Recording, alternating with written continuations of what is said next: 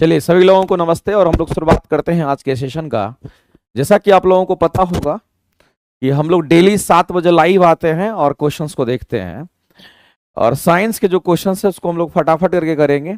एक बार सभी लोग लाइव आ जाइए और शुरुआत करते हैं आज के सेशन का। तो देखते हैं हमारा जो पहला क्वेश्चन है वो क्या कहता है। आज हम लोग 148 नंबर सेट का डिस्कशन देखने वाले हैं और इसमें आपको एक समान वृत्तीय गति की बात कर रहा है। एक चीज हम आपको आज बता देना चाहते हैं, समझना मेरे भाई गौर से। एक हमारा एक समान वृत्तीय गति की बात करते हैं, इसको हम लोग यूनिफॉर्म सर्कुलर मोशन कहते हैं। छोड़ो नहीं तो इसको समझेंगे। यूनिफॉर्म सर्कुलर मोशन की हम बात करते हैं। अगर यूनिफॉर्म सर्कुलर मोशन की बात करते हैं जिसको एक समान वृत्तीय गति कहते हैं, यही आपको पढ़ना होता है और इससे सिंपल सिंपल क्वेश्चंस ही आपके एग्जाम में आते हैं। एक समान वृत्तीय गति की अगर बात करते हैं, वृत्त के चारों तरफ हमारा गति करता है, एक समान वृत्तीय गति की बात करता है, तो आपको ध्यान रखना है कि जब भी एक समान वृत्तीय गति हमारा होता है तो ये यूनिफॉर्म सर्कुलर मोशन में हमारा कुछ ऐसा मोशन होगा। कहने का मतलब है कि जो हमारा मोशन होगा वो कैसा होगा, तो आपको ध्यान रखना मेरे भाई, वो सर्कुलर मोशंस की हम बात कर रहे हैं। कैसा होगा तो कहेंगे वो हमारा सर्कुलर मोशंस की हम बात कर रहे हैं और कुछ इस तरीके का मोशन इसमें होगा, कुछ ऐसा मोशन इसमें होगा। ये सर्कुलर पाथ हमारा है और सर्कुलर पाथ में आपको ध्यान रखना कि कोई वस्तु गति करेगी, यानी कि यहां से यहां तक की जो दूरी है वो मान लेते हैं इसकी त्रिज्या r है। यहां पर कोई वस्तु है जिसका द्रव्यमान मान लेते हैं m है। अब ये वस्तु गति करेगा तो हमारा सर्कुलर पाथ पे गति करेगा, ऐसे गति करेगा और इसी को सर्कुलर मोशन हम कहते हैं। ऐसे भी गति कर सकता है, ऐसे भी गति कर सकता है। लेकिन जब कभी भी यूनिफॉर्म सर्कुलर मोशन की बात आती है तो आपको ध्यान रखना है मेरे भाई कि इसमें अगर यह गति करेगा, अगर वस्तु गति करेगी तो उसकी चाल नहीं बदलती है। तो आपको ध्यान रखना, एक समान वृत्तीय गति की अगर हम बात करते हैं इसमें आपको ध्यान रखना है क्या क्या एक समान रहता है। तो अगर हम चाल की बात कर लें या फिर अगर हम गतिज ऊर्जा की बात कर लें तो आपको ध्यान रखना है कि चाल हो गया, गतिज ऊर्जा हो गया, ये सब हमारा कांस्टेंट होता है, इसके मान नहीं बदलते हैं। तो चाल और गतिज ऊर्जा की बात करते तो ये दोनों के दोनों हमारे कैसे होंगे, एक समान वृत्तीय गति के लिए हमारा कांस्टेंट होता है। जबकि बदलेगा क्या, तो यूनिफॉर्म सर्कुलर मोशन में याद रखना है कि वेग बदल जाएगा, त्वरण बदल जाएगा, बल बदल जाएगा। तो मेरे भाई क्या नहीं बदलेगा, तो कहेंगे चाल और गतिज ऊर्जा नहीं बदलती है। इस बात को आप ध्यान रखेंगे और इस क्वेश्चन को अगर आंसर करने के लिए जाएंगे तो कहेंगे चाल और गतिज ऊर्जा नहीं बदलती है, तो चाल नहीं बदलेगी। चूंकि आपसे पूछा गया है कि कौन स्थिर रहती है कौन नहीं बदलती, आप आंसर बी करेंगे। इसके अलावा वेग बदल जाएगा, त्वरण बदल जाएगा, लेकिन चाल नहीं बदलता है हमारा, ध्यान रखेंगे। और अगर हम बात करते हैं यहां पर क्रिकेट के खिलाड़ी तेजी से आती हुई गेंद को पकड़ते समय अपने हाथ को पीछे की ओर खींचते हैं। अगर मान लेते कोई क्रिकेट खिलाड़ी कैच पकड़ता, देखिए हाथ को पीछे की ओर लेता है, न्यूटन का सेकंड लॉ का एप्लीकेशन यूज करता है। न्यूटन सेकंड लॉ का एप्लीकेशन यूज करता है वो। तो मेरे भाई न्यूटन सेकंड लॉ के एप्लीकेशंस क्या हैं, तो आप जानते हैं कि न्यूटन सेकंड लॉ जो हमारा है ये क्या कहता है। न्यूटन अपने दूसरे नियम में क्या कहता है कि जो बल होगा ये समानुपाती होता है संवेग में परिवर्तन की दर का। बल जो है संवेग में परिवर्तन, बल समानुपाती होगा संवेग में परिवर्तन की दर का, और तब जाकर के फाइनली यहीं से F बराबर ma निकल करके आता है। और बल का समीकरण जो आप पढ़ते हैं वो न्यूटन गति के दूसरे नियम से ही आता है, लेकिन ये स्टेटमेंट ये होता है। अगर मेरे भाई इस देखिए, इस रिलेशन को अगर हम लोग देखें तो ये संवेग में परिवर्तन की दर, चूंकि dp अपन में dt लिखा हुआ है और वही समानुपाती बल का होता है। तो हमारे पास में ये फॉर्मूला हम लोगों को दिख रहा है कुछ इस तरीके से कि जो हमारा फोर्स है ये समानुपाती क्या, तो कहेंगे संवेग में परिवर्तन की दर का। कहना चाहते हैं जब खिलाड़ी कैच पकड़ के करेगा तो ड्यूरेशन 2 सेकंड पर के कर लिया तो हो सकता है 3 सेकंड पर कैच लिया, 1 सेकंड बढ़ गया, यानी उसका टाइम का ड्यूरेशन बढ़ गया, टाइम का ड्यूरेशन बढ़ गया। और जब वह कैच लेता है तो उसको पकड़ता है तो उसका संवेग घट जाता है। तो ये घटेगा ये बढ़ेगा, इसका मतलब है मेरे भाई ये मान बढ़ेगा तो ये मान घटेगा ही घटेगा, और इसके घटने से तो ये और घट जाएगा। तो ऐसी परिस्थिति में हम कहेंगे कि बल का मान घट जाता है और चोट कम लगती है। तो आपको ध्यान रखना है किसमें आपको परिवर्तन आता है। तो क्रिकेट के खिलाड़ी तेजी से आती हुई गेंद को पकड़ते समय अपने हाथ को पीछे की ओर खींचता है ताकि संवेग में परिवर्तन की दर को कम कर सके। नहीं तो आप ऐसे भी कह सकते हैं इसको, आप ऐसे भी कर सकते हैं मेरे भाई, हाथ को पीछा क्यों करता है, हाथ को पीछे क्यों करता है, आप उसको समझिए। अगर हाथ को पीछे की ओर लेके जाता है, इसका मतलब संवेग में परिवर्तन की दर समानुपाती है बल का, ये दोनों समानुपाती है। इसका मतलब मेरे भाई अगर ये मान अगर कम होगा, अगर ये मान अगर कम होगा तो ये मान भी हमारा क्या होगा, क्योंकि ये मान अगर कम होगा तो ये मान भी कम होगा। लेकिन ये मान कम कब कब ये मान कब कम हो सकता है, तो ये मान तभी कम हो सकता है मेरे भाई, ये मान तभी कम हो सकता है जब हमारा डेल टी है ये मान हमारा बढ़ेगा। अगर ये मान बढ़ेगा तो ये मान हमारा कम हो जाएगा। तो आपको ध्यान रखना है, नीचे वाला चीज बढ़ेगा, ये हमारा घटेगा, तो ओवरऑल ये हमारा क्या होगा, कि हमारा बल घट जाएगा। इस बात को आप ध्यान रखेंगे। तो आप ये कह सकते हैं कि बल चोट कम लगे, हाथ में चोट कम लगे, इसका मतलब बल कम लगना चाहिए, चोट कम लगना चाहिए, इसके लिए फोर्स कम होना चाहिए। इसको कम होने के लिए इस पूरे को क्या होना होगा, तो कहेंगे कम होना होगा। तो संवेग की परिवर्तन की दर को कम कर सके, गेंद द्वारा बल को बढ़ा सके, संवेग में परिवर्तन की दर को कम कर सके, संवेग में परिवर्तन की दर को कम कर सके, इसके हिसाब से अगर देखेंगे तो हम लोग आंसर क्या करेंगे मेरे भाई, तो ऑप्शन नंबर हम लोग ए के साथ जाएंगे। अब आप कहेगा सर ए ही आंसर क्यों होगा, आंसर हमारा यहां पर इस क्वेश्चन का आंसर हमारा ये क्यों नहीं होगा, क्योंकि यहां संवेग में सिर्फ परिवर्तन लिखा है, यहां संवेग में परिवर्तन की दर लिखा है। और अगर ऐसा लिखा हुआ दिखता तो इसका मतलब होता है डीपी अपॉन में डीटी। अगर ऐसा लिखा हुआ दिखता तो इसका मतलब होता है मेरे भाई सिर्फ डीपी। इस बात को ध्यान रखेंगे।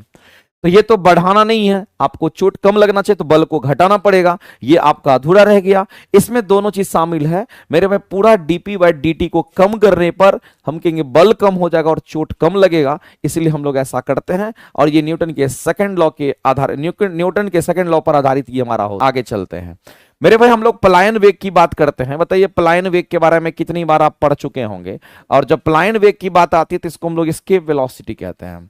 इसको इंग्लिश में क्या कहते हैं, तो इसको इंग्लिश में एस्केप वेलोसिटी के नाम से हम लोग जानते हैं। पलायन वेग को क्या कहते हैं, तो इसको हम लोग एस्केप वेलोसिटी कहते हैं। ये बात आपको ध्यान रखना है।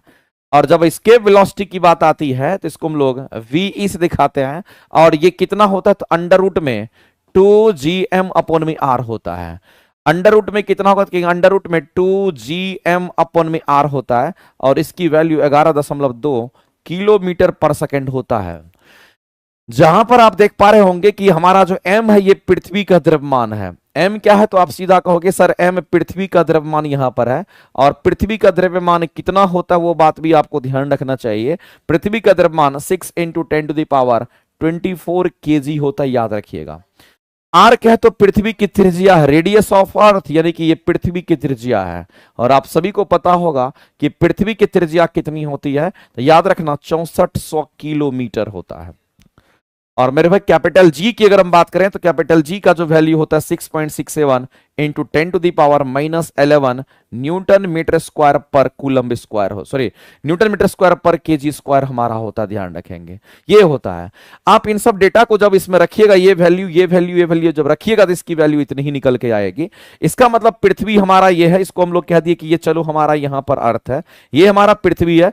और पृथ्वी का अपना गुरुत्वाकर्षण क्षेत्र होता है। और पृथ्वी की सतह से जब किसी वस्तु को यहां से फेंका जाता है, किसी भी एंगल पर आप फेंकिए फर्क नहीं पड़ता है, जब इसको फेंका जाता है अगर ये बाउंड्री को क्रॉस करके बाहर निकल जाता है तो इसी को हम लोग कहते हैं escape velocity. Escape velocity minimum velocity होता है जिससे ये बाउंड्री क्रॉस कर जाए, मैक्सिमम तो भाग ही जाएगा। मिनिमम वेलोसिटी वह मिनिमम वेलोसिटी जिस वेलोसिटी से ये बाउंड्री को क्रॉस कर दे, गुरुत्वाकर्षण क्षेत्र को छोड़ करके हमेशा के लिए सदा बाहर चला जाए, पृथ्वी पर वापस लौट के नहीं, उसी को पलायन वेग कहते हैं। तो जनरली पलायन वेग हमारा किस पर निर्भर करता है, तो पलायन वेग का जो मान है, फॉर्मूला को आप देखिए यहां समझिए। पलायन वेग का फॉर्मूला हमारा ये है, इसका मतलब पृथ्वी के द्रव्यमान और पृथ्वी की त्रिज्या पर ही केवल निर्भर करता, दूसरा किसी भी पैरामीटर पर यह निर्भर नहीं करता, इस बात को ध्यान रखना। तो मेरे भाई जिस ग्रह से उसको फेंकना है उस ग्रह का द्रव्यमान उस ग्रह की त्रिज्या पर निर्भर करेगा। तो किसी ग्रह का पलायन वेग किस पर, तो ग्रह के द्रव्यमान और ग्रह की त्रिज्या पर। अगर पृथ्वी से फेंकेंगे तो पृथ्वी के द्रव्यमान और पृथ्वी की त्रिज्या पर निर्भर करेगा। अगर चंद्रमा से फेंकेंगे तो चंद्रमा के ग्रह और चंद्रमा के द्रव्यमान और चंद्रमा के त्रिज्या पर निर्भर करेगा। इस बात को आप ध्यान रखना मेरे भाई। वस्तु का द्रव्यमान इसमें कहीं नहीं है। अगर वस्तु के द्रव्यमान को लिखें तो स्मॉल m लिखते हैं, स्मॉल m से दिखाते हैं, वस्तु के द्रव्यमान को स्मॉल m से दिखाते हैं और पृथ्वी के द्रव्यमान को कैपिटल M से। तो वस्तु के द्रव्यमान पर यह निर्भर नहीं करता है, ग्रह के द्रव्यमान और ग्रह की त्रिज्या जिस ग्रह से उसको फेंका जाता है उसी पर वो केवल निर्भर करता है। बाद बाकी कितना एंगल पर फेंक रहे हैं इन सबसे कोई मतलब नहीं है मेरे भाई। इन सब से कोई मतलब नहीं, इस वस्तु को ध्यान रखेंगे। प्रक्षेपित वस्तु के द्रव्यमान बिल्कुल भी नहीं, प्रक्षेपण की दिशा क्या उससे भी कोई मतलब नहीं है, सीधा आप आंसर करेंगे। आगे चलते हैं, अगला क्वेश्चन देखते हैं। अगला क्वेश्चन आपके सामने में दे रखा है कि दो व्यक्ति पी और क्यू समान कार्य करते हैं। इसमें मेरे भाई एक लाइन लिखा हुआ, क्वेश्चन बहुत आसान है। यहां बोला कि समान कार्य करता है, कैसा कार्य करता है, समान कार्य करता है। इसका मतलब इससे यह पता चलता है कि कार्य समान है, इसका मतलब है कि कहीं ना कहीं जो कार्य है वो हमारा कांस्टेंट है। कार्य मेरे भाई यहां पर समान है, इसका मतलब कार्य में कोई परिवर्तन नहीं होगा, तो जो कार्य है वो हमारा क्या होगा, तो कहेंगे इसको हम कांस्टेंट मान लेते हैं। ये नियत है, क्योंकि वो नहीं बदल रहा है, समान कार्य करता है, दोनों बराबर काम करता है, कार्य में कोई परिवर्तन नहीं होगा। तो एक पी है, एक क्यू है। पी जो है 10 सेकंड में कार्य को करता है, क्यू जो है बस 20 सेकंड में कार्य को करता है। तो बताइए किसके द्वारा अधिक शक्ति का इस्तेमाल किया गया। मेरे भाई आप कहेंगे सर शक्ति का फॉर्मूला क्या होता है, तो बहुत लोग कहेंगे सर शक्ति का फॉर्मूला होता है कार्य अपन में समय, शक्ति का फॉर्मूला होता है कार्य अपन में समय, शक्ति का फॉर्मूला कार्य अपन में समय।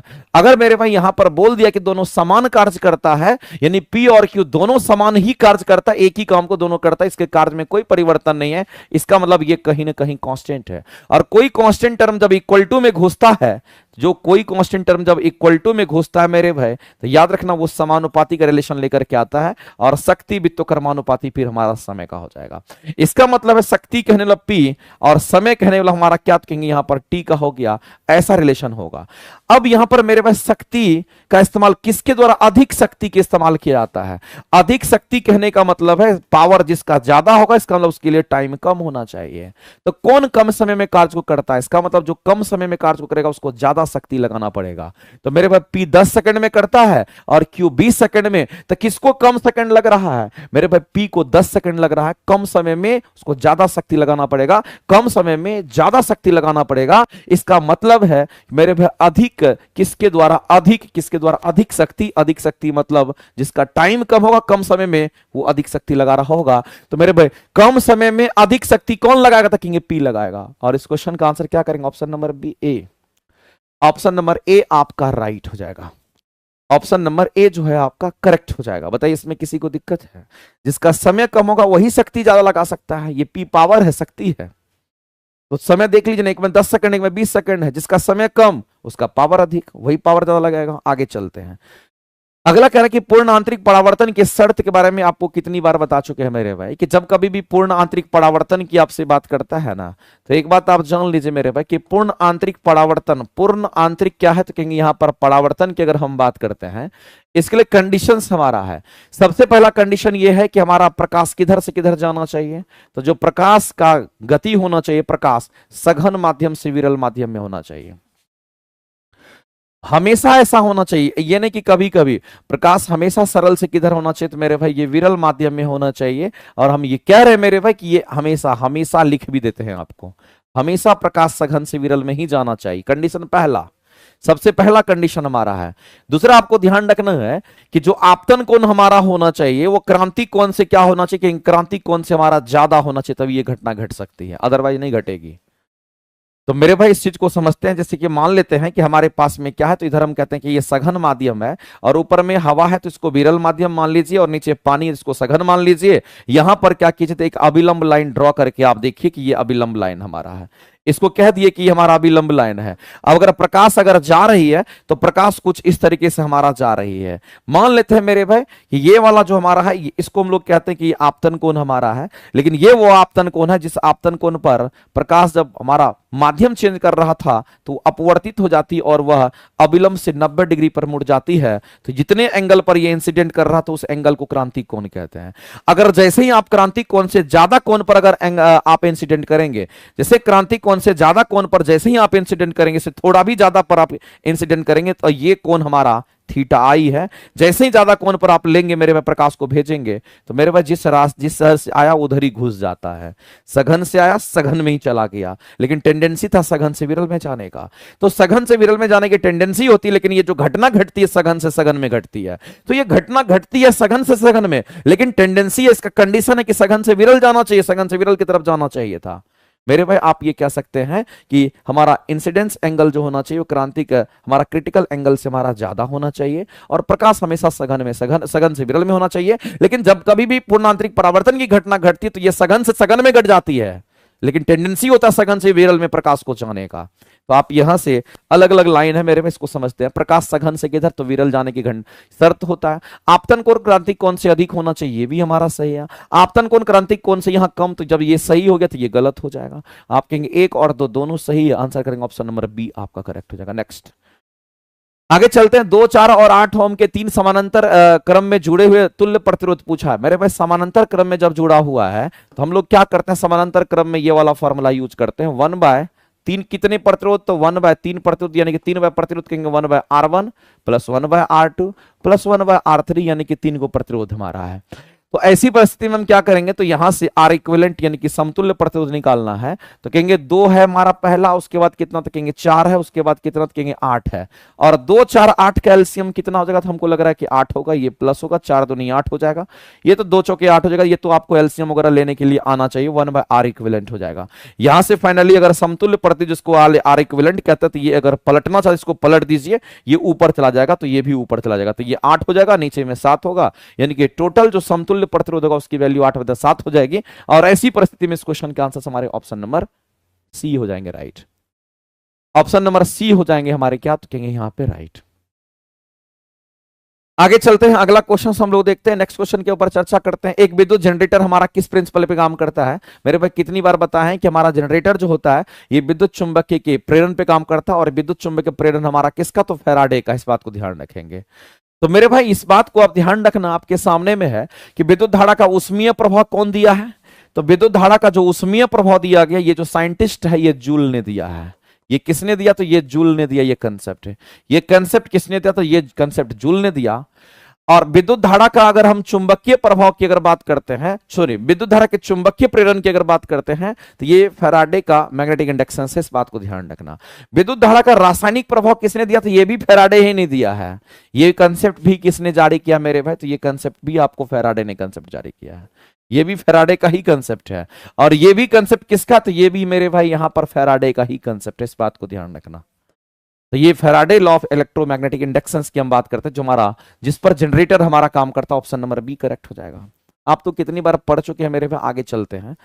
कौन सा उभयधर्मी ऑक्साइड्स बनाता है। हम लोग जानते हैं उभयधर्मी की जब कभी भी बात आती, आज तो लग रहा है कि थोड़ा इजी क्वेश्चंस है आपके सेट में, लेकिन इजी टफ कुछ नहीं, आपको सबको बनाना है। उभयधर्मी की बात करते हैं तो आपको याद रखना एल्युमिनियम के ऑक्साइड जिसको एल्यूमिना कहते हैं, उसके बाद लेड के ऑक्साइड्स, उसके बाद मेरे भाई जिंक के ऑक्साइड्स, खास करके इसको आप याद रखिएगा, एग्जाम में कई बार पूछता है। और उभयधर्मी हम उसको कहते हैं जिसमें अम्ल और क्षार दोनों का गुण होता है। तो आप सीधा कहोगे सर यही एक उभयधर्मी यहां पर है, क्योंकि ये सोडियम के ऑक्साइड, धातु के ऑक्साइड क्षारीय हो जाएंगे, ये अधातु के ऑक्साइड्स हमारा अम्लीय टाइप का हमारा हो जाएगा। तो हम लोग कहेंगे मेरे भाई यहां पर उभयधर्मी जिसमें अम्ल और क्षार दोनों का गुण होता है वो हमारा एल्युमिनियम के ऑक्साइड्स होंगे, और वही तीनों याद रखना है। आगे चलते हैं। नाभिकीय संलयन के बारे में आपको बताना है कौन सा स्टेटमेंट सही है। सबसे पहला चीज है, अगर नाभिकीय संलयन की बात करते हैं तो आपको एक लाइन ध्यान रखना है कि सर नाभिकीय संलयन अभिक्रिया हमारा कैसा होता है। तो नाभिकीय संलयन अभिक्रिया की अगर हम बात करते हैं तो ऐसी परिस्थिति में आपको ध्यान रखना है कि नाभिकीय संलयन अभिक्रिया में क्या होता है, तो 2 या 2 से छोटे नाभिक मिलकर के बड़े नाभिक का निर्माण करते हैं। मेरे भाई आप ये कह सकते हैं हल्के हल्के नाभिक जो होते हैं वो बड़े नाभिक में क्या करता है, हल्के नाभिक बड़े नाभिक का निर्माण करता है। इस बात को ध्यान रखना। इसमें क्या करता है, तो कहेंगे हल्के हल्के नाभिक मिलकर, हल्के हल्के नाभिक मिलकर क्या करता है, तो बड़े नाभिक का निर्माण करता है। हल्के हल्के नाभिक मिलकर क्या करता है, तो मिलकर बड़े नाभिक का निर्माण करता है। इस बात को ध्यान, बड़े नाभिक का निर्माण करता है, बड़े नाभिक का निर्माण करता है। इस बात को आप ध्यान रखें, बड़े नाभिक का हमारा निर्माण करता है। और नाभिकीय संलयन अभिक्रिया पर जो हमारा प्रिंसिपल पर ये काम करता है, इस सिद्धांत पे हमारा कौन काम करता है, तो याद रखना मेरे भाई, आपको ध्यान रखना है हमारा जो सूरज वगैरह चमकता है, जो सूरज की टेम्परेचर इतने जो बढ़ जाते हैं वो इसी के कारण है। या फिर हम कहेंगे स्टार वगैरह जो हमारा होता है उसमें भी हमारा होता है। तो सूरज या तारा वगैरह की अगर हम बात करते हैं जहां से प्रकाश प्रकाशित होती है मेरे भाई, नाभिकीय संलयन अभिक्रिया वहां पे होती है। इस बात को ध्यान रखेंगे। ये भारी नाभिक हल्के नाभिक में टूट जाता है तो इसको नाभिकीय विखंडन कहते हैं। ये भारी नाभिक हल्के नाभिक में टूट जाएगा तो इसको नाभिकीय विखंडन कहते हैं। इस बात को ध्यान रखना। ये हमारा नाभिकीय विखंडन अभिक्रिया, ये नाभिकीय विखंडन अभिक्रिया, इस बात को आप ध्यान रखेंगे। यहाँ कोई नाभिकीय संलयन नहीं होगा। नाभिकीय संलयन को न्यूक्लियर फ्यूजन रिएक्शन कहते हैं। और हाइड्रोजन बम भी हमारा इसी प्रिंसिपल पे काम करता है। मेरे भाई हाइड्रोजन बम भी हमारा इसी प्रिंसिपल पे काम करता है। यहां से हाइड्रोजन बम को अगर देखें तो वो भी इसी प्रिंसिपल पे काम करता है। लेकिन नाभिकीय विखंडन पर कौन काम करता है? हमारा न्यूक्लियर रिएक्टर काम करता है। इस पर कौन काम करता है? तो आपको ध्यान रखना है कि हमारा जो न्यूक्लियर रिएक्टर होता है या न्यूक्लियर पावर प्लांट की बात कर लेते हैं, जो न्यूक्लियर पावर प्लांट हमारा होता है इसमें यूरेनियम का इस्तेमाल करते हैं, वो काम करता है। साथ ही साथ जो एटम बम वगैरह होता है हमारा इसी पर काम करता है।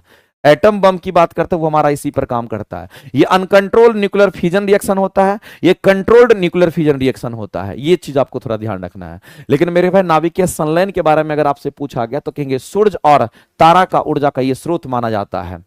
इसका उपयोग परमाणु ऊर्जा संयंत्र, कहने का मतलब न्यूक्लियर पावर प्लांट जिसकी हम चर्चा कर रहे थे, न्यूक्लियर पावर प्लांट के बारे में बात करते हैं, तो ये नाभिकीय विखंडन पर आधारित हमारा होता है। लेकिन नाभिकीय विखंडन तो होगा लेकिन ये कंट्रोल होता है, जबकि एटम बम जो था अनकंट्रोल होता है। इस बात को ध्यान रखें, अनियंत्रित होता है। आंसर करेंगे ऑप्शन नंबर बी आपका नाभिकीय संलयन से सही। आगे चलते हैं। किसी पदार्थ की उष्मीय चालकता किसको इंडिकेट करती है? मेरे भाई हम सभी लोग जानते हैं उष्मीय चालकता जो हमारा होता है वो क्या होता है। तो एक चीज आप ध्यान रखना मेरे भाई कि उष्मीय चालकता ये क्या लिखा हुआ है, तो ये उष्मीय चालकता लिखा हुआ है। और उष्मीय चालकता को इंग्लिश में कहते हैं थर्मल कंडक्टिविटी।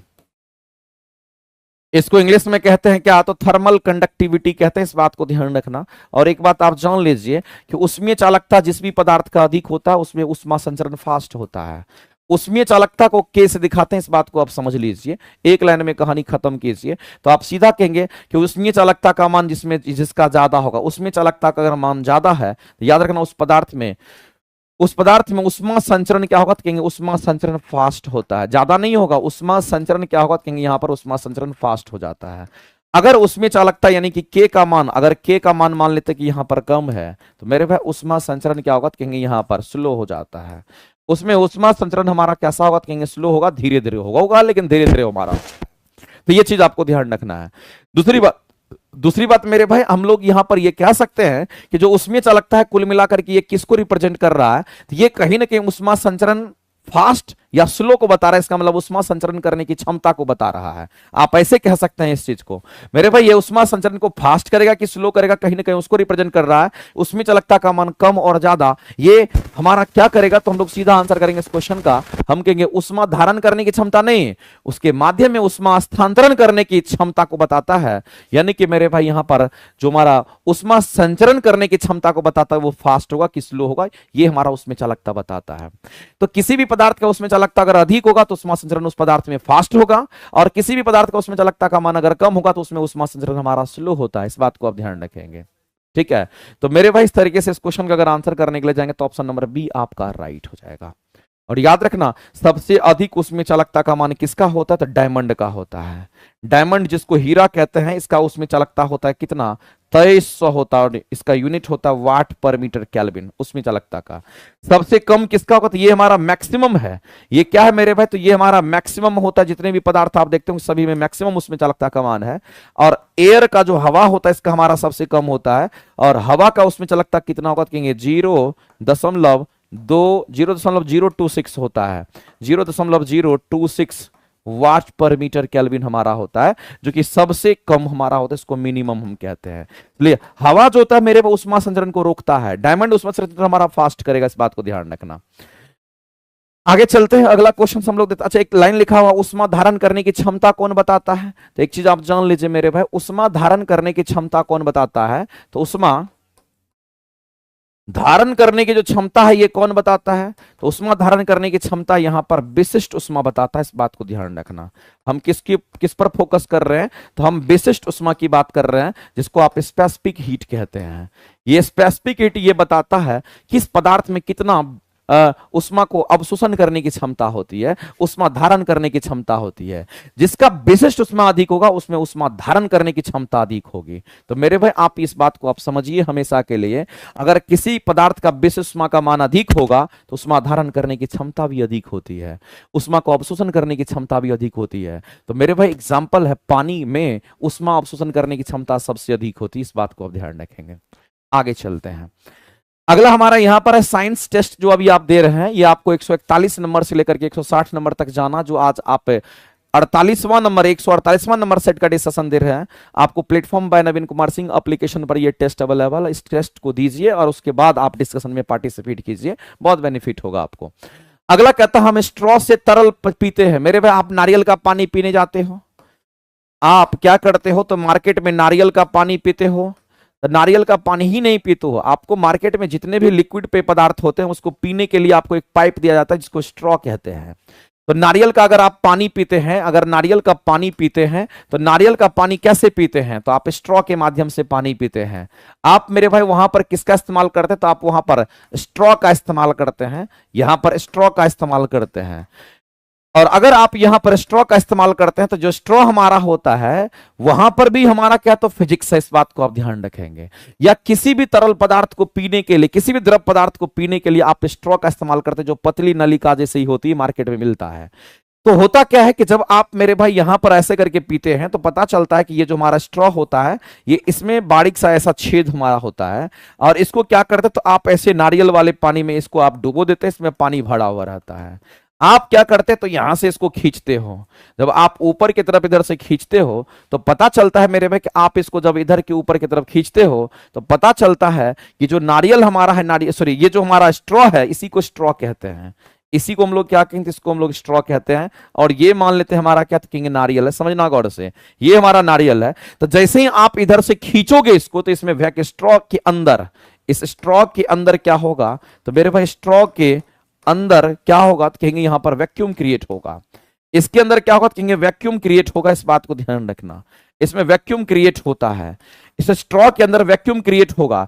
पता चलेगा कि इसके अंदर का प्रेशर ज्यादा होगा और यहां का प्रेशर कम होगा, तो वैक्यूम क्रिएट होने की वजह से मेरे भाई हम कहेंगे यहां पर प्रेशर में अंतर आ जाएगा, यहां का प्रेशर कम होगा, यहां का प्रेशर ज्यादा होगा, क्योंकि यहां पर ऑलरेडी हमारा क्या, तो पानी भरा हुआ है, तो यहां का प्रेशर ज्यादा, यहां का प्रेशर कम हो जाएगा, आप वैक्यूम क्रिएट करेंगे। तो जैसे ही वैक्यूम क्रिएट करेंगे तो उस स्ट्रॉ के अंदर का जो दाब होगा, जो प्रेशर होगा, ये जो दाब होगा, ये दाब कम हो जाएगा, ये दाब कम हो जाएगा। और हम सभी लोग जानते हैं मेरे भाई, अगर यहां का दाब मान लेते कि हमारा, मान लेते कि यहां का दाब P1 है और इसके अंदर का दाब अगर P2 है, और हम ऐसा कह रहे हैं कि P1 ग्रेटर देन अगर हमारा P2 हो गया, तो मेरे भाई किसी भी द्रव पदार्थ का जो फ्लो होता है या किसी भी गैस पदार्थ का जो फ्लो होता है वो हाइयर प्रेशर से लोअर प्रेशर की तरफ होता है, और इसके अंदर जो पानी मौजूद होता है ये पानी कहीं ना कहीं मेरे भाई ऊपर चढ़ने लगता है और आपके मुंह में चला जाता है। तो ड्यू टू प्रेशर डिफरेंस ऐसा होता है।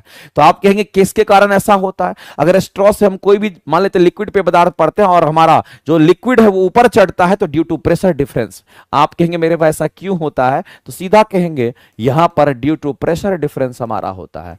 ड्यू टू आप सीधा कहेंगे हमारा प्रेशर डिफरेंस हमारा हो, ड्यू टू प्रेशर डिफरेंस के कारण हमारा ऐसा होता है। तो इस स्ट्रॉ के अंदर प्रेशर कम होगा, इधर प्रेशर ज्यादा होगा, और द्रव पदार्थ कभी भी अगर निकलता है बाहर तो उच्च प्रेशर से निम्न प्रेशर में, इसका मतलब स्ट्रॉ के अंदर का प्रेशर कम होना चाहिए। इस क्वेश्चन का अगर आंसर करने के लिए जाओगे तो क्या करोगे मेरे भाई, आपको ऑप्शन नंबर बी को देखिए, और जब भी आप स्ट्रॉ में मुंह लगा करके आप खींचते हैं तो स्ट्रॉ के अंदर का दाब कम हो जाता है और आसानी से आपके मुंह में वो द्रव पदार्थ चला जाता है, पानी या फिर जो भी आप खींच रहे थे। इस तरह से इस क्वेश्चन का आंसर कर सकते हैं। आगे बढ़ते हैं, अगला है कि ध्वनि की तारत्व जो होती है वो किस पर निर्भर करती है। बताइए मेरे भाई तारत्व के बारे में कितनी बात बताए हैं। अगर पिच की बात करें तो पिच हमारा समानुपाती होता है किसका, तो फ्रीक्वेंसी का। और याद रखना पिच हमारा केवल और केवल फ्रीक्वेंसी पर निर्भर करता है, कभी फ्रीक्वेंसी पिच पर निर्भर नहीं करता है। तो अगर मान लेते हैं यहां पर कि ध्वनि का तारत्व किसको निर्धारित करता है, ध्वनि का तारत्व मेरे भाई निर्धारित किसको करता है, तो आपको ध्यान रखना है कि if pitch of sound is determined by, मेरे भाई पिच को डिटरमाइन किसके द्वारा कर सकते हैं, तो पिच को डिटरमाइन करने के लिए फ्रीक्वेंसी को डिटरमाइन करना पड़ेगा, तो फ्रीक्वेंसी के सहारे उसको डिटरमाइन कर सकते हैं। किसी ध्वनि का तारत्व उसकी फ्रीक्वेंसी से निर्धारित होती है।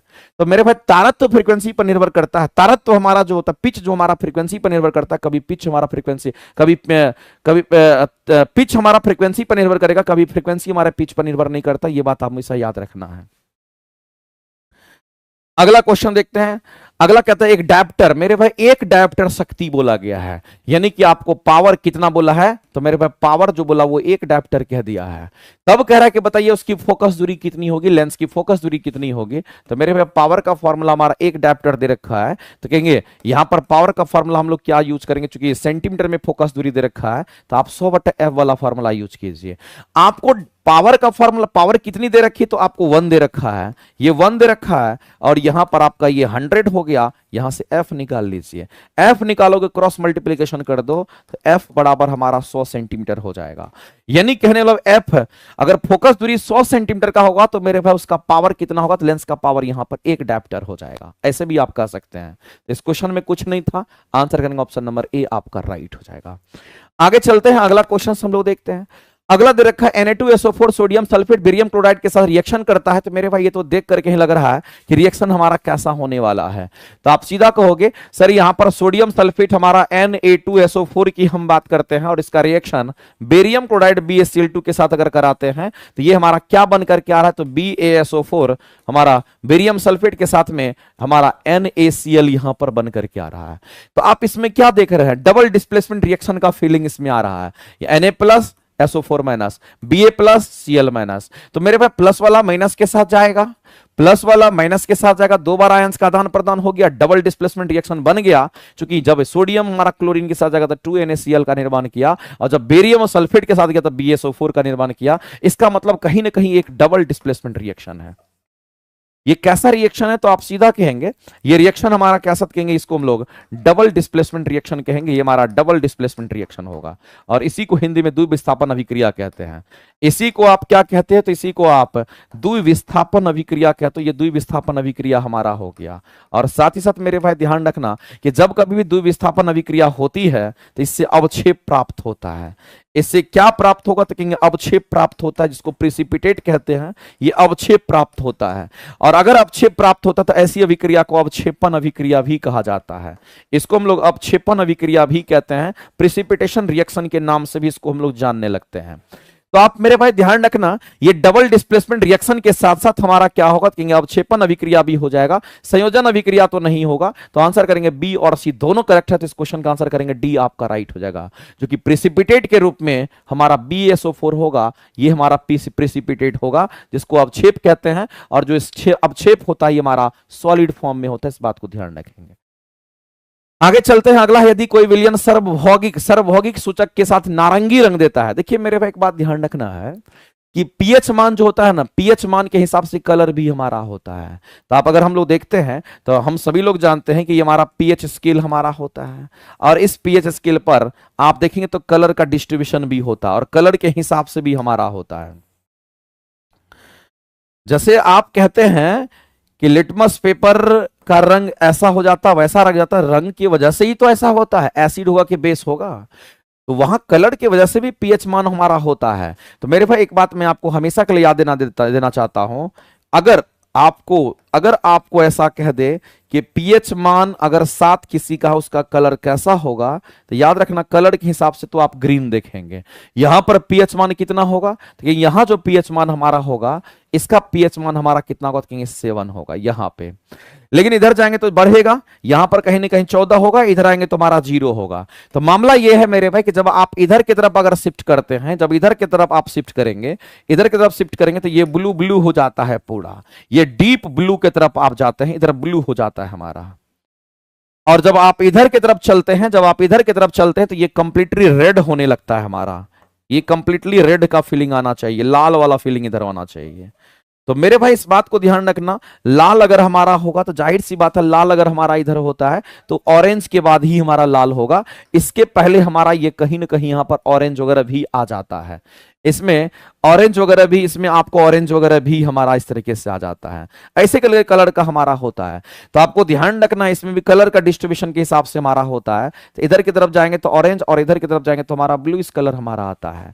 तो आपसे पूछा गया है यहां पर कि नारंगी रंग देता है, तो नारंगी रंग कहीं ना कहीं इधर ही हमारा होगा, इधर ही हमारा नारंगी रंग, हमारा ऑरेंज इधर ही हमारा होगा, इधर ब्लू इस तरह हमारा होता है। तो अगर इधर की तरफ होगा तो 7 से कम होगा, तो 7 नहीं होगा, 10 नहीं होगा, 7 से कम वाला आप आंसर करेंगे। ऑप्शन नंबर आपका 3 से लेकर के 4, 3, 4, 5, 6 ये सब हमारा हो सकता है। आगे चलते हैं, अगला दे रखा है प्रोपेनॉन की बात कर रहा है कि प्रोपेनॉन का बताइए, प्रोपेनॉन का यहां पर हमारा फंक्शनल ग्रुप क्या है, ये पूछा गया है। ये तो बहुत आसान है, देख करके ही आप बता सकते हैं। प्रोपेनॉन की हम बात करते हैं, हम किसकी बात करते हैं, प्रोपेनॉन की, जिसमें ऑन लगा हुआ, इसका मतलब ये कीटोन ग्रुप का फंक्शनल ग्रुप है। इसका मतलब है इसमें कीटोन का मेरे भाई फंक्शनल ग्रुप लगा हुआ है, इस बात को ध्यान रखेंगे। कीटोन का फंक्शनल ग्रुप हमारा यहां, और कीटोन का फंक्शनल ग्रुप हमारा क्या होता है, तो याद रखना कीटोन का जो फंक्शनल ग्रुप हमारा होता है C डबल बॉन्ड O, इधर भी हमारा अल्काइल ग्रुप, इधर भी अल्काइल ग्रुप होता है, लेकिन ये दोनों अल्काइल ग्रुप हमारे अलग अलग होते हैं। तो इसमें अगर प्रोपेनॉन की अगर बात कर रहा है, इसका मतलब ओन लगा हुआ है, ONE लास्ट में लगा हुआ है, तो आप समझ लीजिए अगर ONE लास्ट में लगा हुआ है इसका मतलब कीटोन ग्रुप का, तो आप सीधा आंसर करेंगे। अगर यही चीज आपको ऐसे भी बोलता, अगर मान लेते प्रोपेनल की अगर बात करते, समझना गौर से, अगर आपको यहां पर प्रोपेनल की अगर बात करते एल अगर लगा हुआ रहता, तब मेरे भाई ये एल्डिहाइड का हो जाता, ध्यान रखेंगे। अगर एल होता तब ये किसका, तो कहेंगे यहां पर हमारा एल्डिहाइड, हमारा एल्डिहाइड की हम बात करते तब ये एल्डिहाइड, यहां पर एल्डिहाइड हमारा फंक्शनल ग्रुप को दिखाता है, और एल्डिहाइड का फंक्शनल ग्रुप हमारा क्या होता है, कहेंगे CHO होता है, ध्यान रखेंगे। इसी तरीके से अगर प्रोपेनॉल की अगर बात करते हैं, ये तो प्रोपेनल है, AL लगा हुआ है, अगर हम यहां पर प्रोपेनॉल की अगर बात करते तो यहां पर OL लगाते, और जब यहां पर OL अगर आप लगाते तो इसको प्रोपेनॉल कहते हैं। तो ऐसी स्थिति में मेरे पास ध्यान रखना ये हमारा कैसा होता है, तो इसको हम लोग कहेंगे यहां पर एल्कोहल ग्रुप हमारा हो जाता, एल्कोहल ग्रुप हो जाता है। एल्कोहल ग्रुप में हमारा OH लगा हुआ रहता है। तो कुल मिलाकर के आप सीधा कहेंगे इस क्वेश्चन के तो आंसर से एकदम आसान है, आप ऐसे ही देख करके पता कर लेंगे। आगे चलते हैं, ये भी आपका आसान है मेरे भाई। इसके ऑक्साइड्स 13वां ग्रुप आपका कौन सा होता है, पीरियोडिक टेबल में अगर देखेंगे तो 13 ग्रुप के एलिमेंट होते हैं, हमारा बोरोन फैमिली होता है, और ये आपका बल्गा एंटी, ध्यान रखेंगे बल्गा एंटी इस तरीके से हमारा होता है। तो आप यहां पर मेरे भाई बोला गया है कि किसके ऑक्साइड का सूत्र है, एक्स आवर्त सारणी में एक तत्व एक्स है, आवर्त सारणी में तत्व क्या है, तो मेरे भाई एक्स है, और बोला क्या है कि आवर्त सारणी के समूह 13 में इसके ऑक्साइड्स का सूत्र क्या होगा। तो ऑक्साइड्स बनने के लिए तत्व ऑक्सीजन के साथ प्रतिक्रिया करेगा, और हम सभी लोग जानते हैं कि ऑक्सीजन के बाहरी कक्षा में कितने इलेक्ट्रॉन होते हैं, तो ऑक्सीजन के बाहरी कक्षा में जो इलेक्ट्रॉन होते हैं उसकी संख्या 2 होती है, तो इसको हम क्या कहेंगे, उल्टा लिखेंगे। और अगर बोरोन फैमिली का अगर हमारा ये है, तो बोरोन फैमिली के बाहरी कक्षा में कितने इलेक्ट्रॉन होंगे, तो कहेंगे 3 होते हैं, तो इधर हम 3 लिखेंगे, और ऐसे मल्टीप्लाई कर दीजिए। जब ऐसे मल्टीप्लाई आप करिएगा, क्रॉस करिएगा, तो ये आपको क्या हो जाएगा, कहेंगे x2, नहीं उल्टा लिखा गया, क्या उल्टा लिखा गया मेरे भाई, ये उल्टा लिखा गया, सॉरी ऐसा उल्टा लिखा गया। आप ऐसा कहेंगे एक्स कोई तत्व है और उसके ऑक्साइड्स को बनाना है, तो ऑक्साइड बनाएंगे तो ये ऑक्सीजन है, ऑक्सीजन की बाहरी कक्षा में कितने इलेक्ट्रॉन होंगे, तो कहेंगे 2 होगा। अगर बाहरी कक्षा में 2 इलेक्ट्रॉन होगा तो वही उसकी वैलेंसी होगी, तो ये 2 लिख दीजिए उसके जस्ट नीचे। और एक्स हमारा क्या कहेंगे, हमारा 13वें ग्रुप के एलिमेंट का ये एक्स है, और 13वें ग्रुप में हमारा बोरोन फैमिली आता है। अगर बोरोन फैमिली में देखेंगे किसी भी एलिमेंट के बाहरी कक्षा में हमारे कितने इलेक्ट्रॉन होंगे, 3 होंगे, तो इसके जस्ट नीचे आप 3 लिख दीजिए और क्रॉस मल्टीप्लीकेशन अब कर दीजिए। ये हमारा तत्व क्या, कंपाउंड क्या लिखा जाएगा, X2O3 हमारा हो जाएगा। तो X2O3 कहां पे दे रखा, वही आपके राइट आंसर्स होंगे, वही आपके राइट आंसर्स होंगे। इस तरीके से इस क्वेश्चन को बनाना था, और आप आंसर करेंगे C आपका करेक्ट हो जाएगा। चलिए, तो ये हमारा हो गया इस तरह का, इस तरह से हम लोग कंपाउंड बनाते हैं, ध्यान रखेंगे। हाँ टाइम तो लगेगा, 17 नंबर पे। हाँ आगे चलते हैं, अगला दे रखा है, हम लोग समझते हैं। यहां पर क्वेश्चन दे रखा है कि 36 ग्राम जो है वो जल है, 36 ग्राम जल में आपसे अणुओं की संख्या पूछी गई है। मेरे भाई जब भी अणुओं की संख्या पूछी जाती है तो आप क्या करते हो, अणुओं की संख्या निकालने के लिए आपको क्या करना पड़ेगा, तो यहां से आप कहेंगे कि अणुओं की संख्या अगर कैलकुलेट करनी है, किसकी संख्या निकालनी है आपको, अगर अणुओं की संख्या अगर फाइंड आउट करनी है, अणु की संख्या अगर फाइंड आउट करनी है, तो एवोगाड्रो नंबर में आप मोल से मल्टीप्लाई कर दीजिए। किससे मल्टीप्लाई करेंगे, तो नंबर ऑफ मोल को एवोगाड्रो नंबर से मल्टीप्लाई कर दीजिए, निकल जाएगा। नंबर ऑफ मोल को एवोगाड्रो नंबर से मल्टीप्लाई कर दीजिए, अणुओं की संख्या निकल जाएगी। अब आपको क्या करना है, तो मोल पहले निकालना है इसका, और मोल निकालने के लिए हमारा फॉर्मूला होता है मास अपॉन में मॉलिक्यूलर मास। होता है कि नहीं होता, बताइए जल्दी से। तो आप कहेंगे सर मास किसका, तो कहेंगे यहां पर जल का पूछ रहा है, कितना ग्राम मास है, तो कहेंगे 36 ग्राम, तो 36 ऊपर रखिए। और H2O का मोलर द्रव्यमान कितना होगा, तो 2 हाइड्रोजन हमारा हो गया, और ऑक्सीजन का 16, तो 16 2 मिलकर के कितना, तो कहेंगे 18 मॉलिक्यूलर वेट हो गया।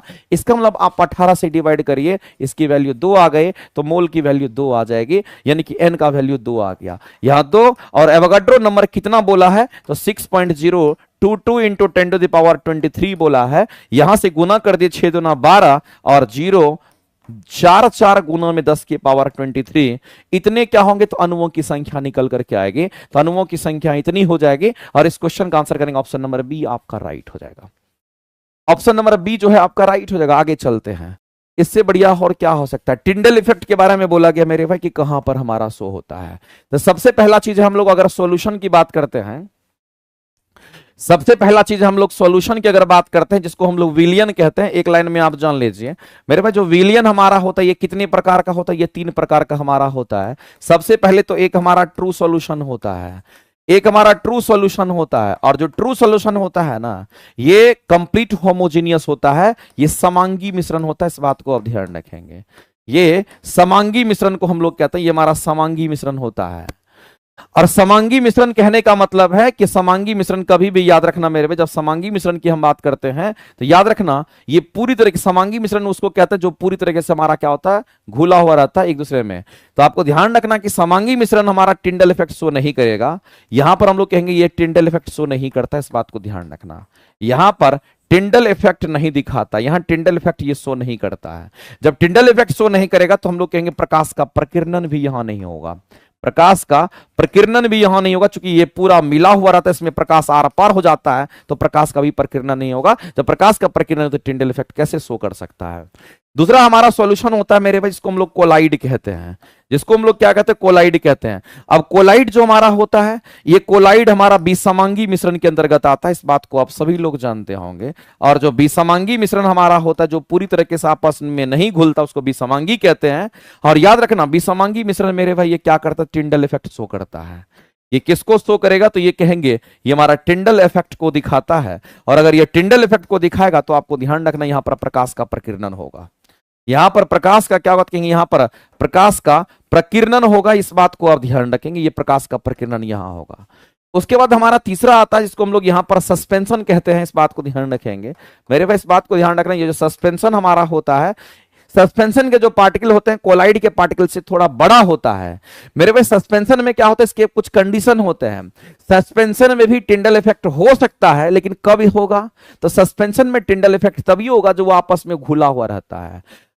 आपस में घुला रहेगा तो टिंडल इफेक्ट शो करेगा, लेकिन हमेशा टिंडल इफेक्ट शो नहीं करता है मेरे भाई। ये हमेशा टिंडल इफेक्ट शो नहीं करता, जब ये घुला रहता है तब टिंडल इफेक्ट को दिखाएगा। लेकिन आप अगर शांत छोड़ दीजिएगा थोड़ी देर के बाद, तो जितने भी पार्टिकल्स हैं वो हमारा सस्पेंडेड पार्टिकल्स वो नीचे जाके बैठ जाएगा, भारी होता है क्योंकि इसका साइज बड़ा होता है, इसके अंदर पार्टिकल नीचे बैठ जाएगा, फिर टिंडल इफेक्ट शो नहीं करेगा। इसलिए ये मान के चलिए कि कुछ स्पेशल कंडीशन में ही ये सस्पेंशन टिंडल इफेक्ट को शो करता है। यहां कोई स्पेशल कंडीशन नहीं बोला है, तो आप सिर्फ कोलाइड के साथ जाइए और कहिए सस्पेंशन हमारा क्या करेगा, तो कहेंगे ये हमारा टिंडल इफेक्ट हम कहेंगे कब शो करेगा, जब ये घुला हुआ रहता है सब्सटेंस में, जब पार्टिकल घुला हुआ रहता है। जब पार्टिकल क्या होगा, कहेंगे जब पार्टिकल मेरे भाई घुला होता है, जब पार्टिकल घुला होता है, जब पार्टिकल घुला होता है तब टिंडल इफेक्ट ये शो करता है, तब ये टिंडल इफेक्ट को दिखाता है। इस बात को आप ध्यान रखना, तब ये दिखाता है। लेकिन अगर सस्पेंडेड पार्टिकल्स अगर नीचे बैठ जाता है, अगर बड़ा पार्टिकल्स है भारी होता है, अगर पार्टिकल्स नीचे बैठ जाता है, अगर पार्टिकल नीचे बैठ जाता है, नीचे बैठ जाता, अगर पार्टिकल्स नीचे बैठ जाता है, तब मेरे भाई ये टिंडल इफेक्ट शो नहीं करता है। तब ये टिंडल इफेक्ट शो नहीं करता, इस बात को नहीं शो करता है। इसलिए यहां पर कोई स्पेशल कंडीशन नहीं, तब आप कोलाइड के साथ जाइए, इसी में टिंडल इफेक्ट हमारा शो करता है। आगे चलते हैं, आगे रखे बताइए किसमें ट्रिपल बॉन्ड आपको दिख रहा है। तो ट्रिपल बॉन्ड हमारा अगर बनेगा तो ऑक्सीजन में अगर देखें तो एक ऑक्सीजन यहां, एक ऑक्सीजन यहां, दो ऑक्सीजन हमारा होगा, चूंकि O2 की बात कर रहा है। ऑक्सीजन के बाहरी कक्षा में 6 इलेक्ट्रॉन होगा, तो कहेंगे 2 इलेक्ट्रॉन यहां, 2 इलेक्ट्रॉन यहां, 2 इलेक्ट्रॉन यहां रख दीजिए। इसमें भी 2 इलेक्ट्रॉन, 2 इलेक्ट्रॉन, 2 इलेक्ट्रॉन रख दीजिए। ऑक्सीजन को अपना अष्टक कंप्लीट करने के लिए मेरे भाई कितना, 8 इलेक्ट्रॉन चाहिए, तो 6 इसके पास है, 2 इसके साथ साझेदारी कर लेगा। इसके पास भी 6 है, लेकिन ये इसके 8 कंप्लीट करने के लिए ये भी इसके साथ साझेदारी कर लेगा। और ऐसी परिस्थिति में ये क्या करेगा, तो डबल बॉन्ड बन जाएगा, और डबल बॉन्ड में 4 इलेक्ट्रॉन भाग लेते हैं। तो मेरे भाई ये तो डबल बॉन्ड का निर्माण करेगा, तो ये नहीं होगा। आप नाइट्रोजन के पास जाइए, और नाइट्रोजन का हम लोग देखेंगे तो एक नाइट्रोजन यहां, दूसरा नाइट्रोजन हमारा यहां।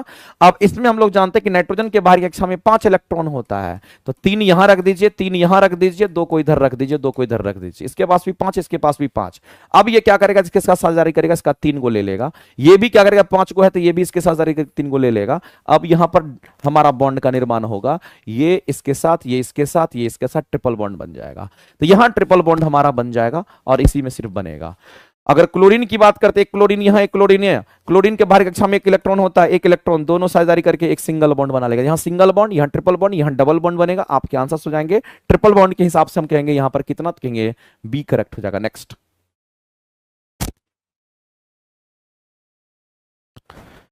आगे चलते हैं, अगला कह रहा है प्लास्टर ऑफ पेरिस का रासायनिक सूत्र क्या होता है। तो प्लास्टर ऑफ पेरिस का रासायनिक सूत्र हमारा होता है CaSO4 और ये हाफ H2O होता है। पानी का आधा ही मॉलिक्यूल्स होता है, इसमें से कोई नहीं हो जाएगा। ये तो हमारा किसका होगा, तो कहेंगे हमारा प्लास्टर ऑफ पेरिस का नहीं होगा, ध्यान रखिए। उत्प्रेरक रासायनिक अभिक्रिया को क्या करता है, रिएक्शन रेट को ये क्या करता है मेरे भाई, बदल देता है, यानी कि फास्ट कर देता है। देखो मैक्सिमम केस में फास्ट करता है, कुछ हद केस में हमारा ये स्लो करता है रिएक्शन रेट को, ठीक है, ध्यान रखना। कैटलिस्ट का ये मेन काम होता है। और कैटलिस्ट पॉजिटिव भी होता है और नेगेटिव भी होता है। अगर कोई कहेगा पॉजिटिव कैटलिस्ट क्या करता है, तो रिएक्शन रेट को फास्ट करेगा। नेगेटिव कैटलिस्ट क्या करता है, रिएक्शन को स्लो कर देता है। तो बहुत कम केस में वैसा होता है जो रिएक्शन को स्लो करता है। अगला है कि जल की अस्थायी कठोरता किसकी उपस्थिति के कारण आता है। तो मेरे भाई जल में कठोरता अगर आती है, जल में अगर कठोरता आती है तो दो कारणों से आती है। एक अस्थायी होता है, एक हमारा अस्थायी होता है, इसको टेम्पररी कहते हैं। अगर अस्थायी कठोरता अगर आता है तो आपको ध्यान रखना कैल्शियम तथा मैग्नीशियम के सल्फेट एंड क्लोराइड के कारण आता है, इस बात को ध्यान रखना। इस क्लोराइड के कारण आता है, इस बात को आप ध्यान रखेंगे। कैल्शियम सल्फेट क्या होगा, CaSO4। मैग्नीशियम कैल्शियम सल्फेट ये हो गया, या मैग्नीशियम सल्फेट क्या होगा, तो MgSO4। कैल्शियम क्लोराइड क्या होगा, तो कहेंगे CaCl2। मैग्नीशियम क्लोराइड क्या होगा, तो कहेंगे MgCl2। मेरे भाई अगर ऐसा दिखता तो इसी कारण क्या आता, तो कहेंगे इसी कारण हमारा स्थायी हार्डनेस आता है। और इसको दूर करने के लिए क्या करना पड़ेगा, तो मेरे भाई अगर दूर करना है तो एक ही काम करना पड़ेगा, इसको गर्म करके दूर नहीं कर सकते हैं। इसमें आपको क्या मिलाना पड़ेगा, सोडियम कार्बोनेट मिलाना पड़ता है। सोडियम कार्बोनेट का इस्तेमाल करते हैं, सोडियम कार्बोनेट, चलो हिंदी में लिख देते हैं, सोडियम कार्बोनेट का इस्तेमाल किया जाता है उसको अलग करने के लिए। किसका इस्तेमाल करेंगे, तो सोडियम कार्बोनेट का इस्तेमाल किया जाता है, ये बात आपको ध्यान रखना। Na2CO3 का इस्तेमाल करते हैं, जिसको वाशिंग सोडा कहते हैं। जिसको आप क्या कहते हैं, इसको आप वाशिंग सोडा के नाम से जानते हैं। और जल में अगर अस्थायी कठोरता आएगा तो इसके कारण, लेकिन जल में अगर अस्थायी कठोरता अगर आता है तो किसके कारण होगा, तो जल में अस्थायी कठोरता किसके कारण आता है, कहेंगे कैल्शियम तथा मैग्नीशियम के बाइकार्बोनेट के कारण आता है। इस बात को आप ध्यान रखें, यहां पर बाइकार्बोनेट के कारण आता है, बाइकार्बोनेट के कारण आता है, इस बात को ध्यान रखना। और अगर इसको दूर करना अगर होगा तो सिंपली आप क्या करेंगे, तो दूर करने के लिए आप क्या करेंगे, तो दूर करने के लिए आप क्या करेंगे, तो सिंपल आप बॉयल कर दीजिए इसको। आप क्या करेंगे, तो गर्म कर दीजिए इसको, बॉयल कर दीजिए आप, गर्म करके सिंपली दूर कर सकते हैं। इसको दूर करने के लिए एक तो ये होता है, दूसरा हम लोग क्या करते हैं, आयन एक्सचेंज मेथड का भी इस्तेमाल करते हैं, जियोलाइट प्रोसेस का भी इस्तेमाल करते हैं। ये सब अस्थायी कठोरता को दूर किया जाता है। आपसे मेरे भाई कौन सी कठोरता बोली गई, अस्थायी कठोरता बोला गया है। अस्थायी कठोरता किसके कारण आता है ये बोला गया है, तो कैल्शियम मैग्नीशियम के सल्फेट और क्लोराइड के कारण आएगा। तो कैल्शियम मैग्नीशियम के सल्फेट और क्लोराइड ऑप्शन नंबर बी में ये होगा। ये हमारा क्या कहेंगे, अस्थायी कठोरता के लिए आता है। ये हमारा किसके लिए कहेंगे, अस्थायी कठोरता के लिए आता है। आगे चलते हैं, सोडियम पोटासियम हमारा नहीं होगा, इसका तो चर्चा ही नहीं करना, कैल्शियम मैग्नीशियम होता है। आगे चलते हैं, अगला क्वेश्चन देखते हैं। अगला देखा कि निम्नलिखित में से कौन सा प्राकृतिक बहुलक है, तो सेलुलोज हो गया, प्रोटीन हो गया, ये सब हमारा प्राकृतिक बहुलक होता है। पॉलीथीन हो गया, नायलॉन हो गया, ये सब हमारा सिंथेटिक पॉलीमर जिसको बनाया जाता है, इस बात को आप ध्यान रखेंगे। आगे चलते, कितनी बार करा चुके हैं, जब मीथेन का दहन होता है संतुलित समीकरण में ऑक्सीजन का आपसे क्या पूछा गया है, गुणांक पूछा गया है। ऑक्सीजन का कोफिशिएंट कितना ये पूछा गया है। तो मेरे भाई आपको CH4 की बात कर रहे हैं, जिसको मीथेन गैस कहते हैं। ये CH4 क्या, तो मीथेन गैस है। CH4 क्या, तो मीथेन गैस है। और इसका रिएक्शन, इसको जलाना तो ऑक्सीजन चाहिए, जलने के बाद ये कार्बन डाइऑक्साइड गैस बनाएगा और साथ में H2O बनाता है। इसको बैलेंस करना होगा, तब पता चलेगा कि इसमें कितना क्या होगा, वो आपको पता चलेगा। तो आप यहां देख रहे हैं, यहां पर कितने ऑक्सीजन है, 2 ऑक्सीजन यहां है, यहां पर 2 ऑक्सीजन है, यहां पर और 1 ऑक्सीजन। तो इसको क्या करते हैं, 2 बना देते हैं। तो हमारा 4 ऑक्सीजन इधर हो जाएगा, 2 ऑक्सीजन हमारा यहां, 2 ऑक्सीजन यहां। तो इसका मतलब इसको 4 बनाएंगे, यहां भी 2 से मल्टीप्लाई करना पड़ेगा। कितने कार्बन है, 1 कार्बन, 1 कार्बन। कितने hydrogen, 4 hydrogen, 4 hydrogen. Completely balance equation हमारा अब ये हो गया। ये कंप्लीट रूप से बैलेंस इक्वेशन हो गया। लेकिन आपसे किसका पूछा है, तो आपसे मेरे भाई जो कॉफिशिएंट पूछा गया वो केवल और केवल ऑक्सीजन का पूछा गया। आप देखिए ना पढ़ करके, किसका कॉफिशिएंट आपसे पूछा गया, तो ऑक्सीजन का कॉफिशिएंट पूछा गया है। और ऑक्सीजन का गुणांक कितना कहेंगे, 2 है, इसलिए इस क्वेश्चन का आंसर करेंगे ऑप्शन नंबर आपका बी। ऑक्सीजन का गुणांक पूछा है आपसे, इसका नहीं पूछा है, जल का नहीं पूछा है कि 2 लिखेंगे, आपसे ऑक्सीजन का पूछा है कितना, तो कहेंगे 2 होगा। कार्बन डाइऑक्साइड का कितना, तो कहेंगे 1 बोलेंगे। मीथेन गैस का कितना, तो कहेंगे 1 बोलेंगे। ऑक्सीजन का कितना बोलेंगे, तो कहेंगे 2 बोलेंगे। ये बैलेंस इक्वेशन हमारा है और उसके गुणांक आपसे पूछे गए हैं। चलिए आगे चलते हैं, अगला क्वेश्चन हम लोग देखते हैं। अगला क्वेश्चन हमारा क्या कहता है उसको समझिए गौर से।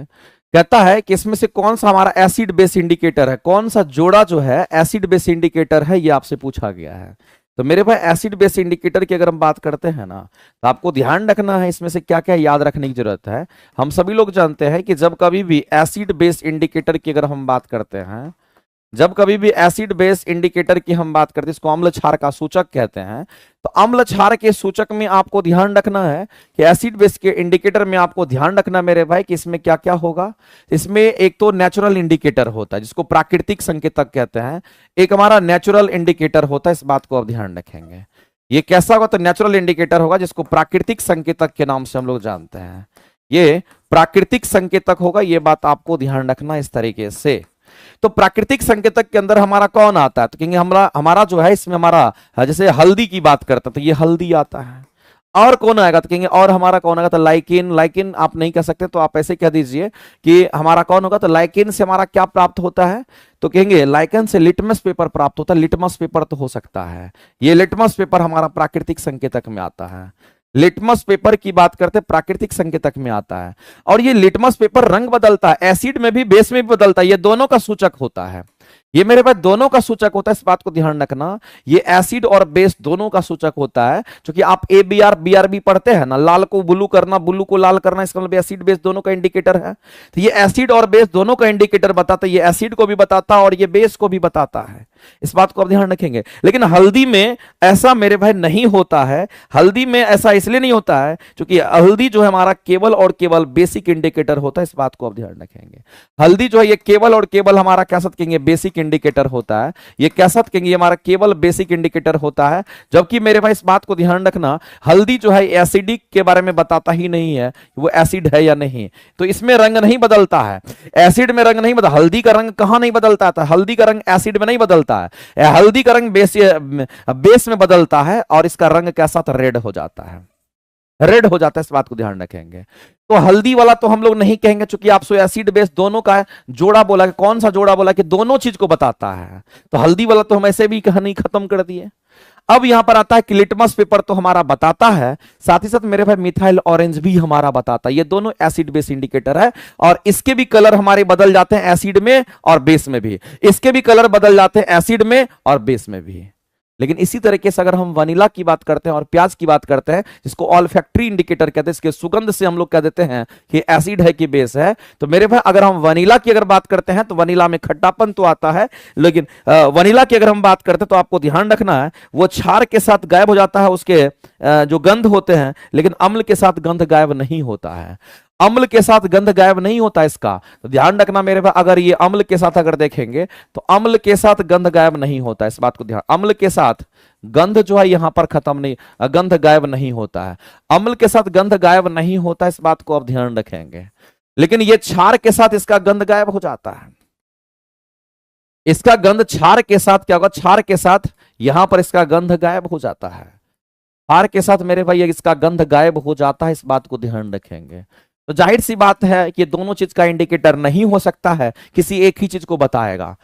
जिसमें गंध गायब हो जाता है उसका सूचक थोड़ी है, जिसमें गंध गायब नहीं होगा उसका सूचक होगा ना। ऑल्फैक्टरी इंडिकेटर में सूंघ के बता रहे हैं आप, तो सुगंध होगा तभी तो आप खट्टा एसिड कहेंगे या बेस कहेंगे उसको आप। इसका मतलब है कहीं ना कहीं क्षार के साथ गंध गायब हो जाता है, तो मेरे पास क्षार का सूचक नहीं होगा, ये कहीं ना कहीं अम्ल का सूचक होता है, क्योंकि उसके साथ ये गंध गायब नहीं होता है। तो वनीला केवल और केवल एसिड इंडिकेटर है, बेस इंडिकेटर नहीं है, इसलिए मेरे भाई ये नहीं होगा। आपको ध्यान रखना इस तरीके से ये। लेकिन इसमें दोनों चीज में आपको रंग बदल लेता है, मिथाइल ऑरेंज भी रंग बदलता है और ये भी रंग बदलता है, और दोनों के दोनों हमारे क्या होंगे, तो हम कहेंगे यहां पर एसिड बेस इंडिकेटर के अंतर्गत आता है। आगे चलते हैं, पादप कोशिका और जंतु कोशिका के बीच मुख्य अंतर क्या है, ये आपसे पूछा गया है। उसके बीच में मुख्य अंतर आपसे पूछा गया है मेरे भाई। अगर हम लोग कहते हैं जो अगर प्लांट सेल होता है और एनिमल सेल होता है, हम लोग कहते हैं कि प्लांट सेल में कोशिका भित्ति होती है, जबकि एनिमल सेल में कोशिका भित्ति नहीं होती है, ये नहीं कहते हैं। एक अंतर तो ये मेन अंतर होता है, ये तो मेन अंतर हमारा होता है। बड़ी राजधानी छोटी राजधानी, बड़ी राजधानी प्लांट सेल में होता है, छोटी राजधानी कहां पे होगा, तो एनिमल सेल में होता है। राजधानी का यूज एनिमल सेल में नहीं होता है, जबकि राजधानी वहां भी होता है। वैक्यूल्स कहां पे, तो एनिमल सेल में भी होता है, लेकिन छोटा होता है, उसका कोई फंक्शन नहीं होता है। तो ये इसका मेन रीजन नहीं है। प्लास्टिड की उपस्थिति मेरे भाई ये केवल प्लांट सेल में होगा, तो आप ये भी कह सकते हैं, ये भी कह सकते हैं, क्योंकि दो दो ऑप्शन आपको दे रखा है। तो आप यहां पर ए और बी दोनों के साथ आप जाइएगा, क्योंकि दोनों इसके मुख्य अंतर को बताता है। इस बात को आंसर करेंगे, ऑप्शन नंबर डी के साथ आप जाइए। आगे चलते हैं, अगला क्वेश्चन देखते हैं। मानव शरीर में वसा का संग्रह कहां होता है, तो हमारे स्किन के नीचे होता है एडिपोज टिश्यू। इस बात को ध्यान रखना, हमारा जो स्किन होता है, स्किन के नीचे क्या होगा, कहेंगे हमारा जो स्किन है उसके नीचे, स्किन के नीचे क्या होता है, स्किन के नीचे होता है एडिपोज टिश्यू। इस बात को आप ध्यान रखेंगे, स्किन के नीचे होता है एडिपोज टिश्यू, इस बात को आप ध्यान रखेंगे। और एडिपोज टिश्यू को हम लोग कहते हैं यहां पर क्या, तो ये एडिपोज टिश्यू हमारा क्या था, वसा का संग्रह करता है। इस बात को आप ध्यान रखेंगे, ये हमारा फैट स्टोरेज करता है, ये वसा का संग्रह करता है, ये चीज आपको ध्यान रखना है। ये वसा का संग्रह करता है एडिपोज टिश्यू, और ये स्किन के जस्ट नीचे पाया जाता है, ये चीज आपको ध्यान रखेंगे। तो स्किन के नीचे हमारा एडिपोज टिश्यू होगा, जो कि वसा का संग्रह करता है। और एडिपोज टिश्यू के बारे में अगर बात करें तो मेरे भाई ये हमारा एक संयोजी ऊतक के अंतर्गत भी आता है, इसको संयोजी ऊतक भी कहते हैं, और इसको इंग्लिश में कनेक्टिव टिश्यू भी कहा जाता है। इसको कनेक्टिव टिश्यू भी हम लोग कहते हैं, ये बात आपको ध्यान रखना, संयोजी ऊतक भी हमारा होता है। और एडिपोज टिश्यू जो वसा का संग्रह करता है, इसका मतलब मेरे भाई आप समझ लीजिए, ये टिश्यू कहीं ना कहीं हमारे बॉडी टेम्परेचर को भी कंट्रोल करता है। ये क्या करता है, तो हमारे बॉडी टेम्परेचर को भी क्या करता है, तो बॉडी टेम्परेचर को इनडायरेक्ट रूप में ये क्या करता है, कंट्रोल करता है, क्योंकि इसमें फैट होता है, और फैट कहीं ना कहीं बॉडी टेम्परेचर को भी कंट्रोल करता है। तो मेरे भाई वसा का संग्रह अगर होगा तो कहां होगा, तो आप कहेंगे वसा का संग्रह कहां होता है, आप कहेंगे वसा ऊतक करता है। एक लाइन में कहानी खत्म। दूसरी बात आप समझ लीजिए, वसा के साथ वसा, अगर 1 ग्राम वसा अगर आपके शरीर से, अगर 1 ग्राम वसा, अगर 1 ग्राम वसा का अगर मान लेते हैं यहां पर, आप ये कह सकते हैं 1 ग्राम वसा अगर हमारा यहां पर क्या होगा, कहेंगे 1 ग्राम वसा अगर हमारा पूरी तरीके से अगर टूटता है, तो आप ये कह सकते हैं मेरे पे सबसे अधिक एनर्जी मिलता है 9 दशमलव हमारा कितना, तो 3 किलो कैलोरी ऊर्जा मिलता है। सबसे ज्यादा एनर्जी हमें वसा से ही मिलता है, इस बात को ध्यान रखना। ये 1 ग्राम पर जब डिफाइंड इतना है, तो आप समझ लीजिए हमारे शरीर में कितना ज्यादा ग्राम वसा के रूप में होता है। आगे चलते हैं, अगला दे रखा है हमारे अमाशय में क्या है, तो अमाशय, अमाशय यानी स्टमक की बात कर रहा है। अमाशय बोले तो हम लोग यहां पर स्टमक की बात करते हैं, और स्टमक को अमाशय कहते हैं, इस बात को आप ध्यान रखना। इसको हम लोग क्या कहेंगे, तो ये हमारा अमाशय होता है। लेकिन हमारे स्टमक में आपको ध्यान रखना मेरे भाई, हमारे स्टमक में क्या होता है, यहां पर गैस्ट्रिक ग्लैंड के नाम से आप जानते होंगे, नाम सुने भी होंगे, जिसको गैस्ट्रिक ग्लैंड कहते हैं। हमारे पेट में होता है क्या, तो कहेंगे यहां पर गैस्ट्रिक ग्लैंड होता है, और उसी गैस्ट्रिक ग्लैंड में गैस्ट्रिक जूस हमारा तैयार होता है। इसमें कैसा कहेंगे, इसी में गैस्ट्रिक जूस बनता है।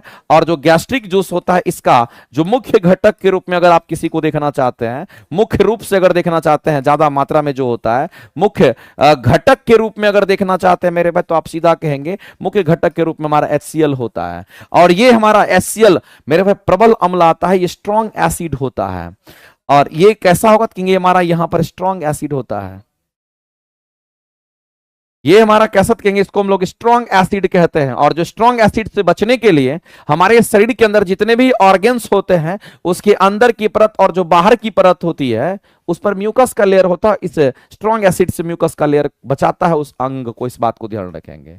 अब ये HCl क्या करेगा, क्योंकि ये एसिडिक होता है, तो ये बैक्टीरिया को मारता है। ये क्या करता है मेरे भाई, तो ये एसिडिक होता है, और ये क्या करता है, बैक्टीरिया को मारता है। जो भी बैक्टीरिया खाते पीते हैं, और खाने पीने के दौरान जो बैक्टीरिया आता है, उस बैक्टीरिया को ये सीधा क्या करता है, खत्म कर देता है, एसिडिक माध्यम खत्म कर देता है। और दूसरी बात ध्यान रखना मेरे भाई, ये जो HCl हमारा होता है, ये पेप्सिन के काम को क्या करता है, आसान कर देता है। क्योंकि पेप्सिन हमारा पेप्सिनोजन में टूटता है, और फिर जाकर के प्रोटीन का निर्माण करता है। तो ये कहीं ना कहीं आप कह सकते हैं मेरे भाई, सॉरी, प्रोटीन का पाचन करता है। तो आप ये कह सकते हैं ये पेप्सिन एंजाइम के काम को आसान भी कर देता है।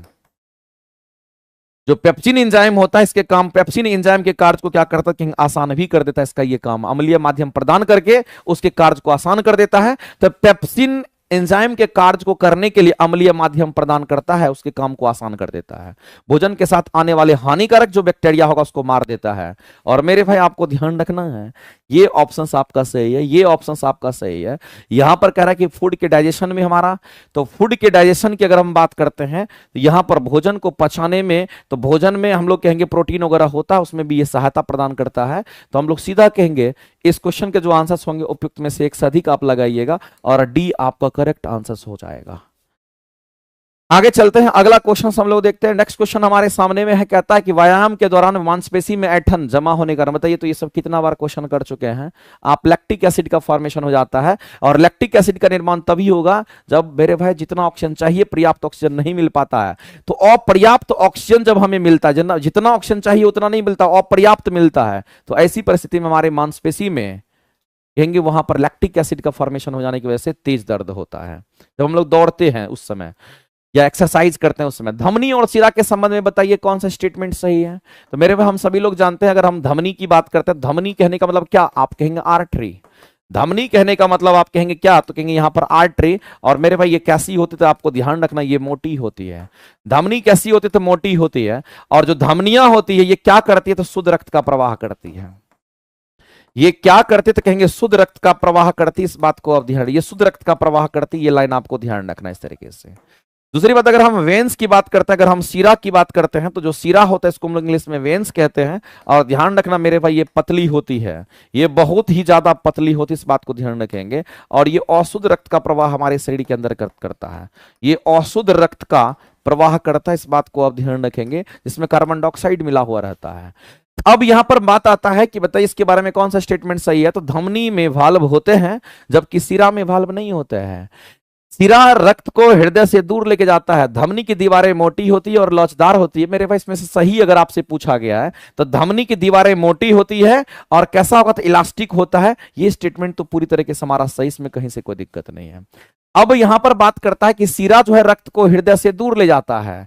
मेरे भाई रक्त को किससे, तो हृदय से अगर दूर लेके जाता है तो वो सिरा लेके नहीं जाता है, क्योंकि सिरा तो क्या करता है अशुद्ध रक्त का प्रवाह करता है। तो मेरे पास हार्ट से अशुद्ध रक्त को लेकर के थोड़ी शरीर में जाएगा। तो जब भी हमारा जाता है तो सिरा नहीं, यहां धमनी होना चाहिए। धमनी क्या करता है तो हृदय से रक्त को दूर लेके हमारे बॉडी में पहुंचाता है। ये उल्टा दे रखा है, धमनी में वाल्व होता है सिरा में नहीं। मेरे पास दोनों में वाल्व होता है, ये गलत लिखा हुआ है। तो हम कहेंगे दोनों स्टेटमेंट गलत है, एक ही स्टेटमेंट सही, आंसर करेंगे। आगे चलते हैं, अगला क्वेश्चन हम लोग देखते हैं। वृक्क की संरचना और कार्यात्मक इकाई को क्या कहते हैं तो नेफ्रॉन कहते हैं, इस बात को ध्यान रखना। सबसे लंबी कोशिका कौन होती है तो कहेंगे न्यूरॉन की कोशिका होती है। एल्वुलाई जो होता है हमारा कहां पे, लंग्स के अंदर का भाग है, और लंग्स में एल्वुलाई होता है जहां पर गैस एक्सचेंज करता है। आगे चलते हैं, अगला हमारा प्रतिवर्ती चाप जिसको हम लोग कहते हैं। मेरे भाई प्रतिवर्ती चाप कहने का मतलब जो हमारा यहां पर क्या करता है, रिफ्लेक्स आर्क की हम बात करते हैं, उसमें तंत्रिका आवेग का सही मार्ग क्या है, कैसे हमारा तंत्रिका आवेग आगे चलता है, उसको आप ध्यान में रखेंगे। सबसे पहले क्या करता है, हमारा एक्सेप्टर होता है। सबसे पहले हमारा क्या होता है, कहेंगे ग्राही अंग होता है। उसके बाद वो कहां पर भेजता है तो ग्राही अंग जो है उसको रिसेप्टर, फिर हमारा स्पाइनल कॉर्ड, फिर सेंसरी न्यूरॉन, मोटर न्यूरॉन और इफेक्टर के पास हमारा पहुंचता है। और आपको उस चीज का पता चल जाता है, नहीं ग्राही अंग हमारा होगा, उसके बाद सेंसरी न्यूरॉन होता है। सबसे पहले हमारा ग्राही अंग होगा, उसके बाद सेंसरी संवेदी न्यूरॉन और मेरुरज्जु जिसको स्पाइनल कॉर्ड कहते हैं, फिर हमारा प्रेरक न्यूरॉन जिसको हम लोग यहां पर मोटर न्यूरॉन कहते हैं, और फिर प्रभावकारी आपको पता चल जाता है। ये ऑर्डर याद रख लीजिएगा। आगे चलते हैं, अगला हम लोग देखते हैं नेक्स्ट क्वेश्चन क्या कहता है। लैंगिक और अलैंगिक जनन की तुलना में कौन सा कथन सही है। तो लैंगिक में क्या होगा तो मेल और फीमेल दोनों पार्टिसिपेट करते हैं, मेल गैमेट्स और फीमेल गैमेट्स दोनों भाग लेंगे, तो मेरे भाई विविधताएं ज्यादा आती है। जबकि अलैंगिक जनन में केवल और या तो मेल होगा नहीं तो फीमेल होगा, तो ऐसी परिस्थिति में विविधताएं कम देखने को मिलती है। तो लैंगिक जनन में विविधताएं की संभावना अधिक होती है, कहीं ना कहीं स्टेटमेंट पूरी तरीके से हमारा सत्य है।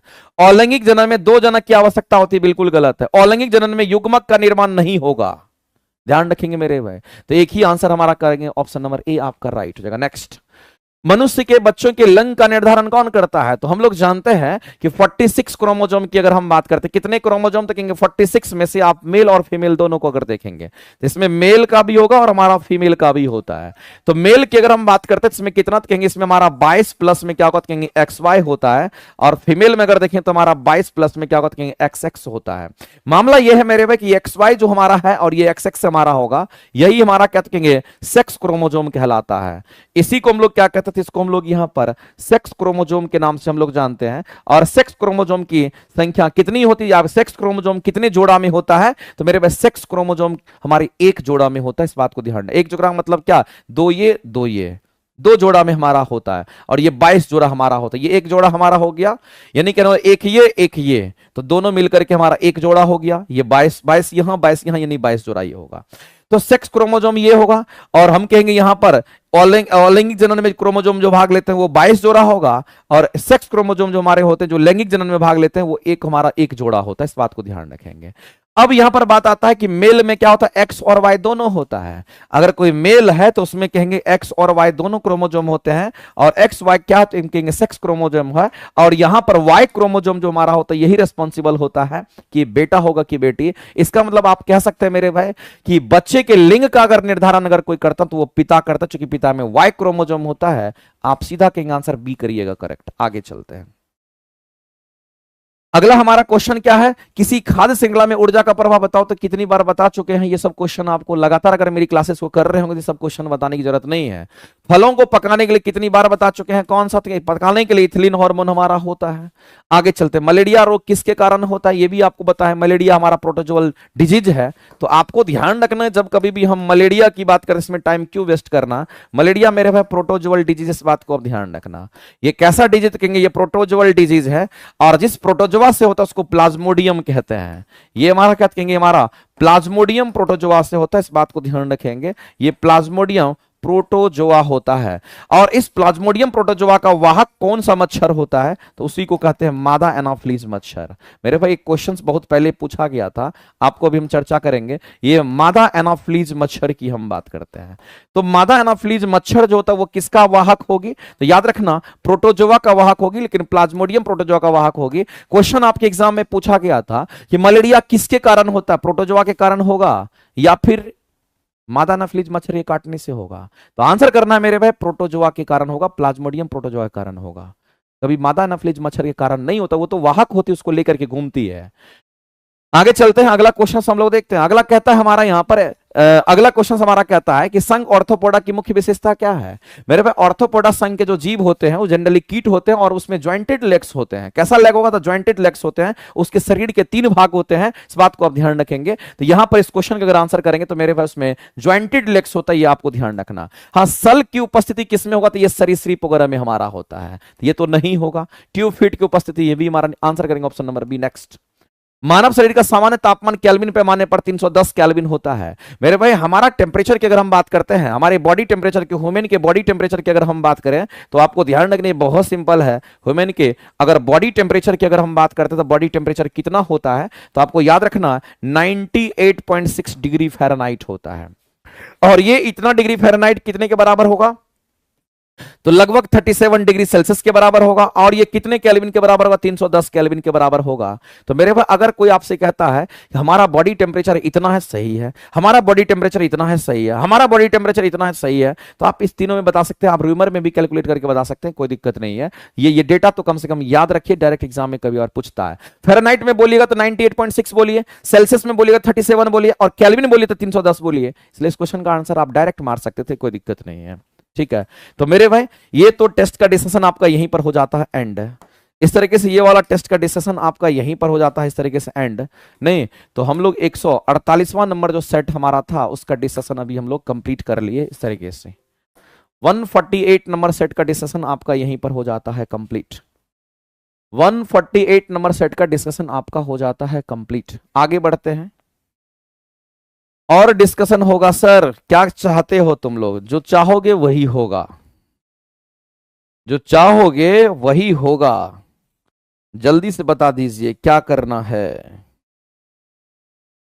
क्या करना है भाई, जल्दी बता दीजिए। चलिए हम लोग कुछ क्वेश्चंस कल का बचा हुआ था, जैसा कि हमने आपसे प्रॉमिस किया था कि कल के कुछ क्वेश्चन बचे हुए हैं उसको करा देते हैं। ठीक है, कल का कुछ क्वेश्चन बचा हुआ था उसको आज हम कर लेते हैं। तो चलिए शुरुआत करते हैं, इसको हम हटाते हैं यहां से और कल का जो क्वेश्चन है उसको हम फिर से लाते हैं।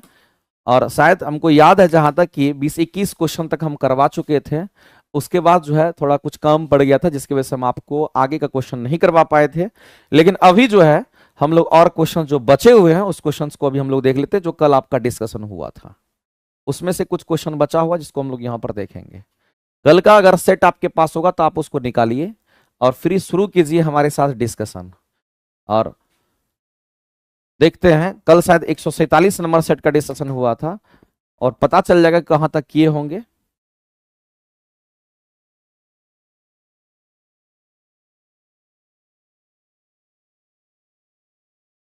कल हम लोग जो टेस्ट का डिस्कशन 15, 16, 17 ये सब कर चुके थे, 19, 20, 21 भी कर चुके थे। इसका मतलब है कि 22 से करना था मेरे भाई। 22 नंबर क्वेश्चन से हम लोग को करना था, यहां से करना था।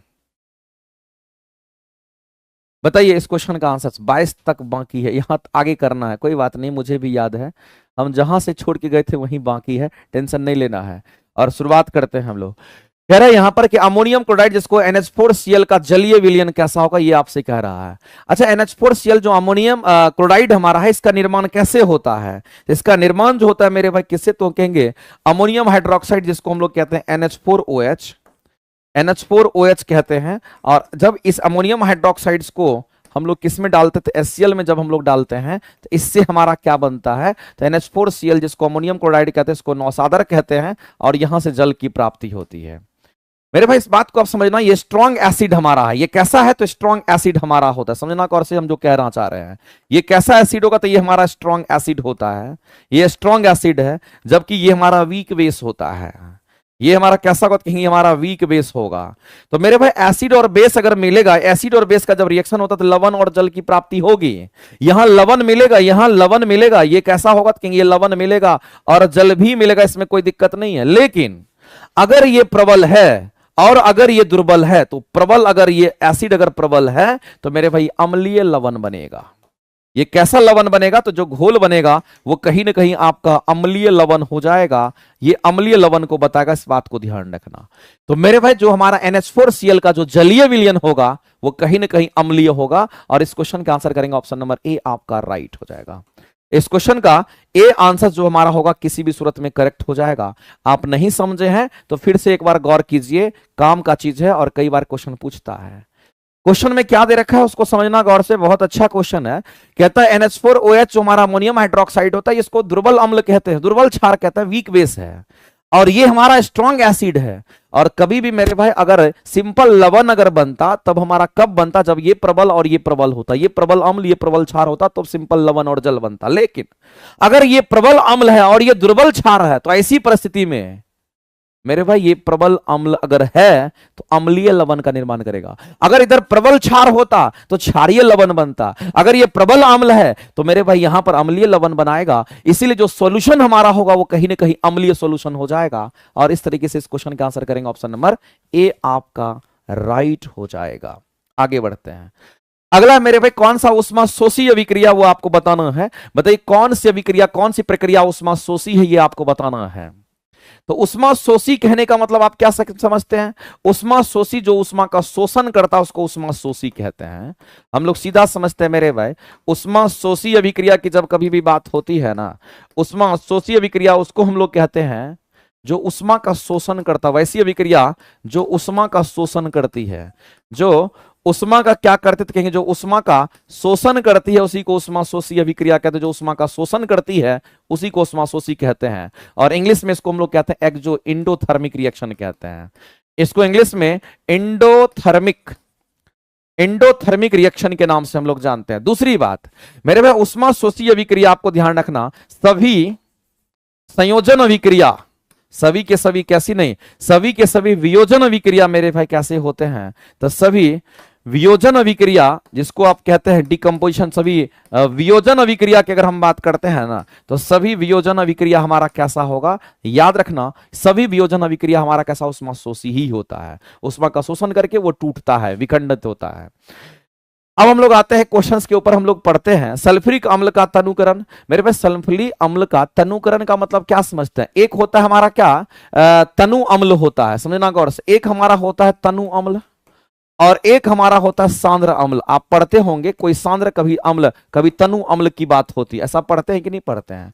तो मेरे भाई मैं आपसे कह देना चाहता हूं कि अगर कभी भी आपके सामने में तनु अम्ल कहता है तो अम्ल भी होगा, इसमें एसिड भी होगा, इसमें एसिड भी होगा, लेकिन जो पानी होगा इसकी मात्रा ज्यादा होगी। पानी की मात्रा ज्यादा अगर होती इसको तनु अम्ल कहते हैं। सांद्र अम्ल किसको कहते हैं? यहां एसिड होगा, अम्ल होगा, लेकिन जो H2O की मात्रा होगी वो यहां कम होती है, उसी को सांद्र अम्ल कहते हैं। तो मेरे भाई आपको ध्यान रखना है, इसमें भी आपको ध्यान रखना है, क्या इसको हम लोग करने के लिए, क्या एसिड में पानी को मिलाने के लिए ज्यादा और कम करने के लिए क्या इसमें हम लोग उष्मा देंगे? नहीं। तो मेरे भाई ये हमारा नहीं होगा, इसकी तो हम बात ही नहीं करेंगे, तो ऑप्शन नंबर ए हमारा नहीं होगा। हाँ, बर्फ को अगर पिघलना है तो जाहिर सी बात है कि ये बर्फ है, और बर्फ अगर पिघलेगा तभी तो पानी बनेगा, तो जाहिर सी बात है आपको यहां पर कहीं ना कहीं बर्फ को पिघलाने के लिए उष्मा देना पड़ेगा, इसमें उष्मा देना पड़ेगा। इसका मतलब ये कैसा रिएक्शन है? तो ये उष्मा शोषी अभिक्रिया हो जाएगा, जैसा कि आप देख पा रहे होंगे, ये उष्मा शोषी अभिक्रिया होगा, उष्मा शोषी अभिक्रिया होगा, इस बात को ध्यान रखना, ये तो हमारा सही है। अगला हमारा श्वसन की क्रिया की अगर बात करते हैं तो हम सभी लोग जानते हैं मेरे भाई, हम लोग श्वसन की क्रिया करते हैं। हम लोग कैसी क्रिया करते हैं? श्वसन की क्रिया करते हैं। और जब हम लोग श्वसन की क्रिया करते हैं, जब हम श्वसन की क्रिया करते हैं, श्वसन की क्रिया कहां होती है? तो ये श्वसन की क्रिया माइटोकॉन्ड्रिया में होती है। कहां पर होता है मेरे भाई? तो कहेंगे श्वसन की क्रिया में, श्वसन की क्रिया माइटोकॉन्ड्रिया में होता है, ये माइटोकॉन्ड्रिया में होती है, इस बात को आप ध्यान रखना। साइटोप्लाज्म में हो, सॉरी साइटोप्लाज्म नहीं, माइटोकॉन्ड्रिया में होती है। और माइटोकॉन्ड्रिया में 36 एटीपी ऊर्जा का निर्माण होता है। 36 एटीपी, कितना एटीपी? 36 एटीपी यहां से ऊर्जा निकलती है, यहां से ऊर्जा क्या होती? बाहर निकलती है। और जब बाहर ऊर्जा निकलती है तो याद रखना फिर ये हमारा उष्माक्षेपी अभिक्रिया कहलाएगा। ये कैसा ऊर्जा निकलती तो ये फिर उष्माक्षेपी होगा। तो मेरे भाई ये उष्माक्षेपी होगा। एक ही आंसर करेंगे, ऑप्शन नंबर बी आपका राइट है, जो कि उष्माशोषी को बता रहा है। ऑप्शन नंबर बी आपका करेक्ट हो जाएगा इस क्वेश्चन का आंसर। ऑप्शन नंबर सी आपका, सॉरी ऑप्शन नंबर बी जो है आपका यहां पे राइट आंसर हो जाएगा, इसमें कहीं से कोई दिक्कत नहीं है। क्योंकि जब माइटोकॉन्ड्रिया में श्वसन की क्रिया होती है तो उष्मा एटीपी के रूप में बाहर निकलता है, जिससे आपको एनर्जी मिलती है। तो जब उष्मा बाहर निकलेगा तो उसको उष्माक्षेपी कहते हैं। उष्माशोषी सिर्फ एक ही था ये वाला। आगे चलते हैं। अगला है कि जब लेड नाइट्रेट का विलयन सोडियम पोटेशियम आयोडाइड के साथ विलयन मिलाया जाता है तो बनने वाले अवक्षेप कैसे होंगे? तो मेरे भाई लेड नाइट्रेट कहने वाला PbNO3 को लेड नाइट्रेट कहते हैं। और इसका रिएक्शन किसके साथ? तो पोटेशियम आयोडाइड, जिसको हम लोग KI के साथ दिखाते हैं। और मेरे भाई डबल डिस्प्लेसमेंट रिएक्शन हमारा यहां हो जाता है। और डबल डिस्प्लेसमेंट रिएक्शन में आप जानते हैं कि Pb प्लस होगा तो NO3 माइनस होगा, K प्लस होगा तो I माइनस होगा। मेरे भाई प्लस वाला माइनस के साथ जाएगा इस तरीके से, और ये प्लस वाला माइनस के साथ जाएगा। तो जो कंपाउंड बनेगा वो कंपाउंड हमारा कैसा बनेगा? तो आप सीधा कहोगे सर कंपाउंड हमारा बनेगा यहां पर PbI, और साथ ही साथ यहां पर KNO3 का निर्माण होगा। KNO3 हमारा बनेगा, पोटेशियम नाइट्रेट का निर्माण हमारा हो जाएगा इस तरीके से। बैलेंस करना होगा तो 2 से यहां मल्टीप्लाई कर दीजिए, 2 से यहां अगर मल्टीप्लाई करिए तो 2 से यहां भी आपको करना ही पड़ जाएगा, इसमें कहीं से कोई दिक्कत नहीं है। तो ये एक डबल डिस्प्लेसमेंट रिएक्शन को दिखाता है। और आप जानते हैं कि जब कभी भी डबल डिस्प्लेसमेंट रिएक्शन होगा तो मेरे भाई प्रिसिपिटेट बनेगा, अवक्षेप बनेगा, इसमें कहीं से कोई संदेह नहीं है। क्योंकि डबल डिस्प्लेसमेंट रिएक्शन को ही अवक्षेपण अभिक्रिया कहते हैं। ये आपका प्रिसिपिटेट बनेगा, ये आपका अवक्षेप बनेगा। और हम सभी लोग जानते हैं कि अवक्षेप हमारा कहेंगे यहां पर जो अवक्षेप की अगर हम बात करते हैं तो ये हमारा सॉलिड फॉर्म में होता है। अवक्षेप किस अवस्था में? तो ठोस अवस्था में पाया जाता है। ये ठोस अवस्था में पाया जाता है, इस बात को आप ध्यान रखेंगे। ये किस अवस्था में होगा? तो ठोस अवस्था में अवक्षेप होगा। और इसके रंग की अगर हम बात करते हैं तो लेड आयोडाइड का जो रंग होगा, तो बनने वाले जो अवक्षेप होंगे उसका रंग पूछा गया है। तो मेरे भाई इससे बनने वाले जो रंग है उसका अवक्षेप येलो प्रेसिपिटेट का निर्माण करता है। ये कैसा अवक्षेप बनेगा? तो येलो प्रेसिपिटेट बनता है, इस बात को ध्यान रखेंगे। ये आपको येलो होता है, इस बात को ध्यान रखना। और हम लोग कहते हैं लेड आयोडाइड हमारा क्या? तो येलो प्रेसिपिटेट है, इस बात को आप ध्यान रखेंगे। ये कैसा प्रेसिपिटेट बनेगा? तो येलो प्रेसिपिटेट का निर्माण होता है। ये आपको येलो हो जाएगा। ऑप्शन नंबर सी के साथ आप जाइए। आगे चलते हैं। अगला क्वेश्चन हम लोग देखते हैं यहां पर। नेक्स्ट हमारा कि प्रोपेन में कितने सह संयोजक आबंध होंगे? सबसे पहला चीज तो आपको यह समझ में आना चाहिए कि हम लोग सह संयोजक बंधन की बात करने जा रहे हैं। और जब कभी भी हम इस बंधन की अगर हम बात करेंगे तो मेरे भाई आपको ध्यान रखना है ये किसके किसके बीच में बनता? तो अधातु अधातु के बीच बंधन बनता है। अधातु और अधातु, अधातु और अधातु के बीच जो बंधन बनता है, अधातु और अधातु के बीच जो बंधन बनता है उसी बंधन से हम लोग बता कर पाते हैं कि संयोजक बंधन की बात करेंगे। अब मेरे भाई यहां पर C3H8 बोला और प्रोपेन अल्कीन ग्रुप का है। ये किस ग्रुप का है तो कहेंगे ये हमारा अल्केन ग्रुप का, इस बात को ध्यान रखेंगे। ये अल्केन ग्रुप का एलिमेंट है और अल्केन ग्रुप होगा तो कार्बन कार्बन के बीच में कैसा बॉन्ड करेंगे तो सिंगल बॉन्ड ही करेंगे। लेकिन कार्बन कार्बन 3 गो कार्बन है, इसका मतलब है 1 कार्बन 2 कार्बन 3 कार्बन और 8 हाइड्रोजन मतलब 3 हाइड्रोजन, तो यही 3 हाइड्रोजन यहां लगेगा, 2 हाइड्रोजन यहां, 2 इलेक्ट्रॉन यहां है तो 2 हाइड्रोजन लगेगा। तो ये हमारा कुछ स्ट्रक्चर इसका हो गया। अब आपसे क्या पूछा है मेरे भाई, इसको हम ऐसे ना लिख करके थोड़ा और प्यार से अच्छे तरीके से दिखाते हैं। इसमें 3 गो हाइड्रोजन आपका लगेगा, यहां यहां यहां वैलेंसी पूरा। इसके पास भी 3 हाइड्रोजन चिपके जाएगा जाकर यहां यहां यहां, लेकिन इसके पास 2 बॉन्ड पहले से है, इसमें 2 ही हाइड्रोजन लगेगा। मेरे भाई हम सभी लोग जानते हैं कि कार्बन भी अधातु है, हाइड्रोजन भी अधातु है। इसका मतलब अधातु अधातु के बीच में बॉन्ड को गिनती करेंगे, अधातु अधातु अधातु अधातु सब तो अधातु अधातु ही है। तो एक बॉन्ड यहां, एक बॉन्ड यहां, एक बॉन्ड यहां, एक बॉन्ड यहां, एक बॉन्ड यहां, एक बॉन्ड यहां, एक बॉन्ड यहां, यानी कि सभी बॉन्ड हो जाएंगे। तो मेरे भाई हम सीधा कह सकते हैं कितने बॉन्ड का निर्माण होगा, तो आप यहां देख लीजिए, यहां पर आप डायरेक्ट कह सकते हो कितने बॉन्ड यहां पर हमारे भाग लिए। तो मेरे भाई आप सीधा कहेंगे 3 यहां 6, 2 यहां 8 और 2 यहां 10। कितने बॉन्ड, कितने कितने कितने कितने कितने मेरे भाई, कितने बॉन्ड यहां पर हमारे भाग लिए, तो कहेंगे 10 को सिंगल बॉन्ड होगा, 10 को सिग्मा बॉन्ड होगा, इस बात को ध्यान रखेंगे। 10 को क्या होगा तो कहेंगे 10 को सिग्मा बॉन्ड होगा, इस बात को ध्यान रखना। इसमें 10 क्या होगा तो कहेंगे सिग्मा बॉन्ड होगा, इस बात को आप ध्यान रखेंगे। कोई पाई बॉन्ड नहीं होगा। आगे चलते हैं। थर्मिट वेल्डिंग में आपको बताए थे कि थर्मिट मिक्सर का इस्तेमाल हम लोग करते हैं, बताइए तो इस क्वेश्चन के बारे में, इस क्वेश्चन के बारे में बताइए मेरे भाई। क्वेश्चन आपका दे रखा है कि थर्मिट वेल्डिंग के बारे में, आपको पिछले क्लासेस में भी बताए थे, कितनी बार ये क्वेश्चंस आपका आते रहता है। अगर थर्मिट वेल्डिंग अगर हमारा होता है तो याद रखना, थर्मिट वेल्डिंग करने के लिए रेलवे ट्रैक्स को जोड़ते हैं। किसको जोड़ते हैं? रेलवे ट्रैक्स जो होता है, जो रेलवे ट्रैक्स होता है मेरे भाई, इस रेलवे ट्रैक्स को जोड़ने के लिए इसका इस्तेमाल करते हैं। इसमें आपको ध्यान रखना, जोड़ने के लिए, उसको वेल्डिंग करने के लिए। लेकिन थर्मिट वेल्डिंग में थर्मिट मिक्सर यूज करते हैं, इसमें थर्मिट मिक्सर का इस्तेमाल करते हैं। आपको बताए थे, बताइए जल्दी से। और थर्मिट मिक्सर में क्या होगा तो याद रखना, थर्मिट मिक्सर में आयरन का ऑक्साइड्स लेते हैं, Fe2O3 लेते हैं और साथ में एल्युमिनियम लेते हैं, और तब जाकर के जब ये रिएक्शन करता तो पता चलता है कि आयरन अलग हो गया, चूंकि जो पटरी होता है वो लोहा का होता है, लोहा अलग हो जाता है और आयरन के ऑक्साइड्स अलग हो जाते हैं, और सॉरी एल्युमिनियम के ऑक्साइड्स अलग हो जाते हैं, जो कि इसको बाहर कर दिया जाता है और इसको उसमें भर दिया जाता है। तो 2 गो आयरन तो 2 से मल्टीप्लाई कर दीजिए, बैलेंस इक्वेशन आपका हो जाएगा, और 2 से यहां कर दीजिए। तो मेरे भाई थर्मिट अभिक्रिया में आयरन ऑक्साइड के साथ आप किसको लेते हैं, और आयरन ऑक्साइड कहने मतलब Fe2O3 आयरन के ऑक्साइड, उसको किसके साथ लेते हैं तो आयरन ऑक्साइड के साथ आप किसको लेते हैं, आप देख लीजिए ना, आपके सामने में आयरन ऑक्साइड के साथ एल्युमिनियम लेते हैं। तो इस क्वेश्चन का अगर आंसर करेंगे तो ऑप्शन नंबर आपका ए करेक्ट हो जाएगा, दूसरा कोई भी चीज नहीं लेते हैं। मेंडल ने मेरे भाई डबल क्रॉस, अगर F2PD में अगर फिनोटाइप अनुपात कहेगा तो 9:3:3:1 हमारा हो जाएगा, तो कई बार आपको बता चुके हैं। आगे चलते हैं अगले क्वेश्चंस पर। डायहाइब्रिड मोनोहाइब्रिड दोनों पर क्वेश्चंस आपके आते रहता है। आगे चलते हैं। वायवीय शोषण और अवायवीय शोषण के बीच में बताइए सामान्य चरण क्या है। तो अवायवीय सामान्य चरण कहना जो दोनों में होता है, कॉमन चीज पूछा है जो दोनों में होता है। सामान्य चरण आपसे पूछा के बीच में सामान्य चरण हमारा कॉमन फेज जो आता है वो दोनों में आता है। तो मेरे भाई दोनों फेज कॉमन किस में आता है, तो हम लोग जानते हैं कि हम लोग यहां पर जानते हैं मेरे भाई कि ग्लूकोज है, समझना गौर से, ये हमारा क्या कहेंगे ग्लूकोज है, और ग्लूकोज का हो जाता है ग्लाइकोलिसिस। ग्लूकोज क्या होगा कहेंगे यहां पर, ग्लूकोज का हो जाता है ग्लाइकोलिसिस। मेरे भाई ग्लूकोज का क्या होगा कहेंगे यहां पर ग्लाइकोलिसिस होता है, इस बात को आप ध्यान रखेंगे। और जब ग्लाइकोलिसिस होता है तो ग्लाइकोलिसिस में ग्लूकोज टूटता है, और इसी ग्लाइकोलिसिस की क्रिया, जो ग्लाइकोलिसिस की जो क्रिया होती है कहां पे होती है, तो ग्लाइकोलिसिस की जो क्रिया होती है मेरे भाई साइटोप्लाज्म में होता है। ग्लाइकोलिसिस की क्रिया साइटोप्लाज्म में होता है, इस बात को ध्यान रखना।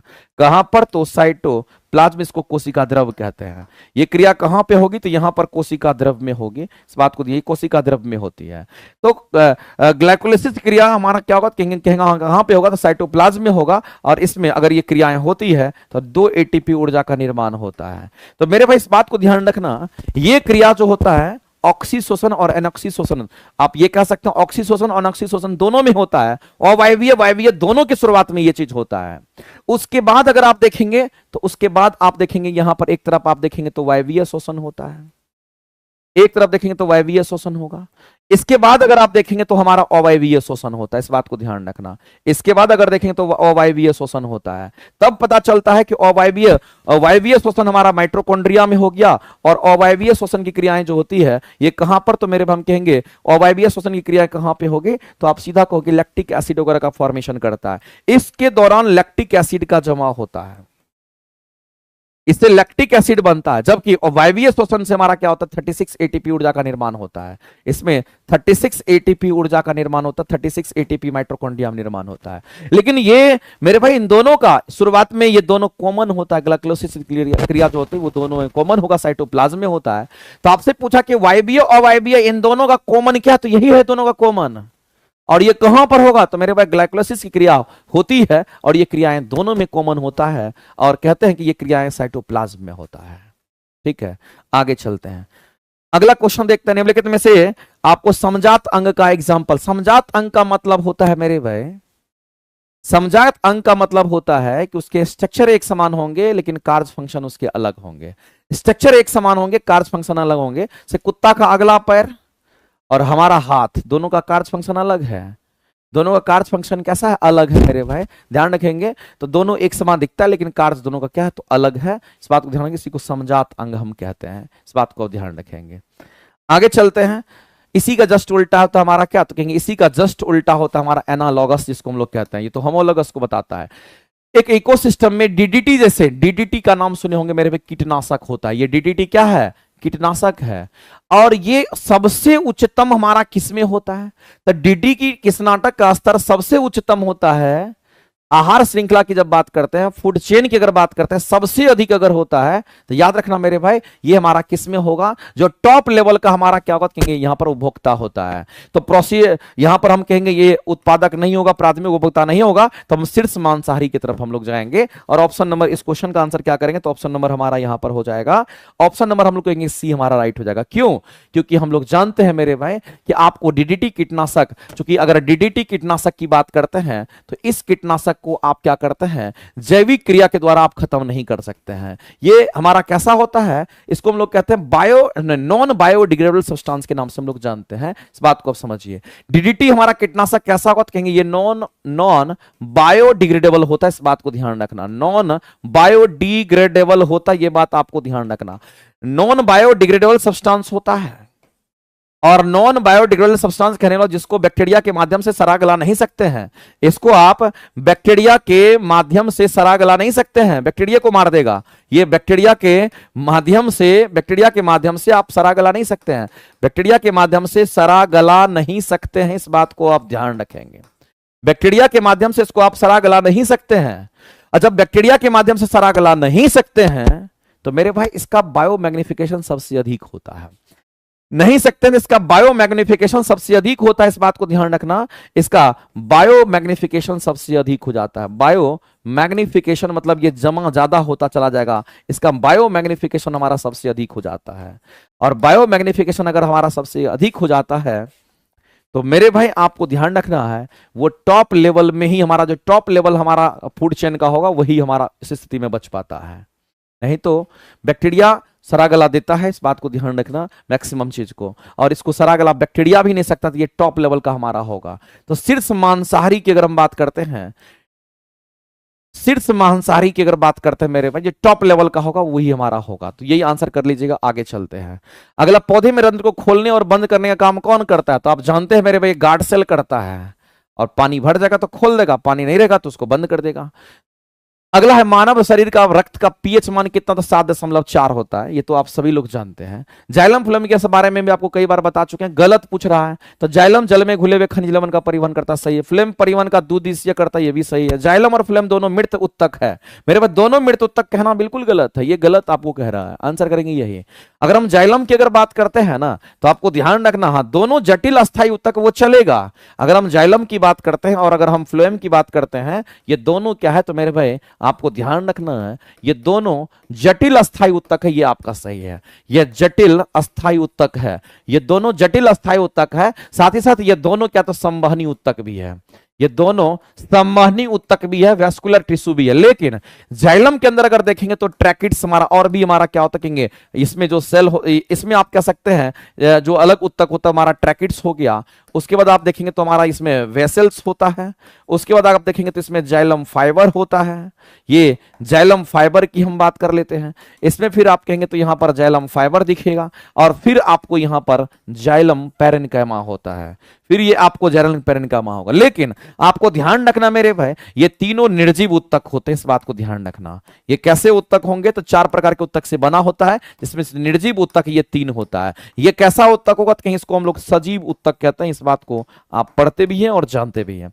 फ्लोएम की अगर हम बात करते हैं मेरे भाई, तो फ्लोएम में हमारा ये भी 4 प्रकार के टिश्यू से बना होता है। एक को हम लोग बोलते हैं सीव ट्यूब, एक को बोलते हैं हम लोग कंपनियन सेल, एक को बोलते हैं हम लोग यहां पर फ्लोएम फाइबर, ये फ्लोएम फाइबर, और एक को हम लोग बोलते हैं यहां पर क्या तो कहेंगे फ्लोएम पैरेन्काइमा के नाम से जानते हैं। तो इसमें आपको ध्यान रखना मेरे भाई, इसमें एक ही हमारा होता है जो कि हमारा निर्जीव ऊतक है। एक ही इसमें निर्जीव ऊतक, इस बात को ध्यान रखें, इसमें एक ही निर्जीव ऊतक हमारा होता है। इसको छोड़ करके ये तीनों सजीव ऊतक है। क्या मेरे भाई दोनों के दोनों निर्जीव ऊतक हो गया? नहीं, इसमें सजीव भी है निर्जीव भी है, सजीव भी है निर्जीव भी है। जाइलम फ्लोएम दोनों मृत ऊतक को लिख दिया, ये गलत लिखा है। सजीव और निर्जीव दोनों ऊतक होता है। आगे चलते हैं, कौन कौन होगा वो भी बता दिए। मानव शरीर की सबसे बड़ी अंतःस्रावी ग्रंथि कौन होगी मेरे पास? सबसे बड़ी अंतःस्रावी ग्रंथि आपसे पूछ लिया, सबसे बड़ी ग्रंथि किसको कहते हैं? तो सबसे बड़ी ग्रंथि जो होती है मेरे भाई वो कौन सा होगा? जल्दी से कमेंट कीजिए। हमारा लीवर होता है, हमारा यकृत होता है। लेकिन यहां सबसे बड़ी क्या पूछा है? तो सबसे बड़ी अंतःस्रावी ग्रंथि पूछा है। सबसे बड़ी अंतःस्रावी ग्रंथि पूछा है, इस बात को अब ध्यान रखना। और अंतःस्रावी ग्रंथि हम उसको कहते हैं जैसे हार्मोन सिक्रेशन करता है। तो सबसे बड़ी अगर अंतःस्रावी ग्रंथि अगर आपसे कहता है तो मेरे भाई आप कहेंगे थायराइड ग्लैंड्स को कहते हैं। इसको कहेंगे तो आप ध्यान रखेंगे, ये थायराइड ग्लैंड्स को थायराइड ग्रंथि हम कहते हैं।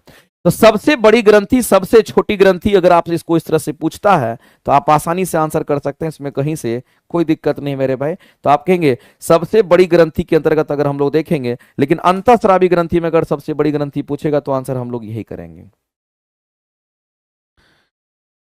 सबसे बड़ी अगर बाह्यस्रावी ग्रंथि बोलता तो हम लोग लीवर का यहां पर इस्तेमाल करते हैं। ठीक है, इसको आप ध्यान रख लीजिएगा। इस तरीके से आगे चलते हैं, अगले क्वेश्चंस के ऊपर हम लोग चलते हैं मेरे भाई।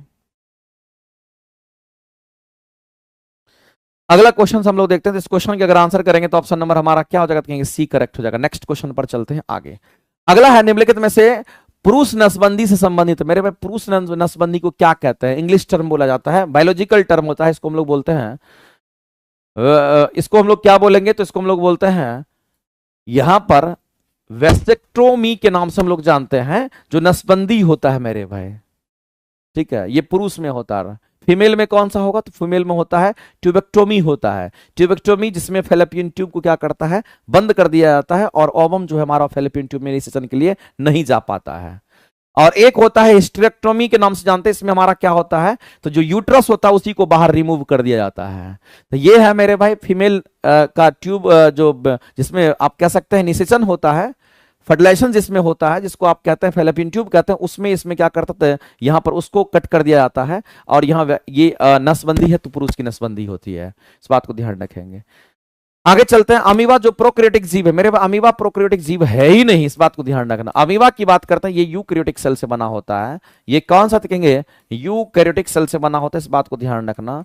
ये यूकैरियोट्स होते हैं, यूकैरियोट्स हैं, इस बात को ध्यान रखेंगे। अमीबा हमारा प्रोटिस्टा के अंतर्गत आता है। ये किसके अंतर्गत आता है? तो आप सभी लोग जानते होंगे, ये प्रोटिस्टा के अंतर्गत आता है, इस बात को ध्यान रखना। अगर ये प्रोटिस्टा के अंतर्गत आता है, अगर ये प्रोटिस्टा के अंतर्गत अगर आता है, अगर ये प्रोटिस्टा के अंतर्गत अगर आता है तो याद रखना मेरे भाई ये यूकैरियोट्स होंगे, ये प्रोकैरियोट्स नहीं होंगे। अगर ये प्रोटिस्टा के अंतर्गत आता है तो ये यूकैरियोट्स हैं और ये एक कोशिकीय जीव होता है अमीबा। अमीबा का आकृति मेरे भाई बदलते रहता, इरेगुलर शेप का होता है, आकृति बदलती रहती है, इस बात को ध्यान रखना। आकृति बदलते रहती है। और कह रहा है कि जो प्रोकैरियोट्स है ये तो गलत है, अमीबा प्रोकैरियोट्स होता ही नहीं, यूकैरियोट्स होता है मेरे भाई। तो हम कहेंगे इसमें से कोई नहीं हमारा हो जाएगा, ये तो क्वेश्चन ही हमारा उल्टा है। आगे चलते हैं। मस्तिष्क का कौन सा भाग अनैच्छिक क्रिया को कंट्रोल करता है? तो आप कहेंगे मेडुला। एक लाइन में कहानी खत्म, आगे चलते हैं। कितनी बार बता चुके हैं, दोहरा डबल अगर डबल सर्कुलेटरी सिस्टम की अगर बात करते हैं तो डबल सर्कुलेटरी सिस्टम उसी में होता है जिसमें 4 हार्ट चैम्बर है।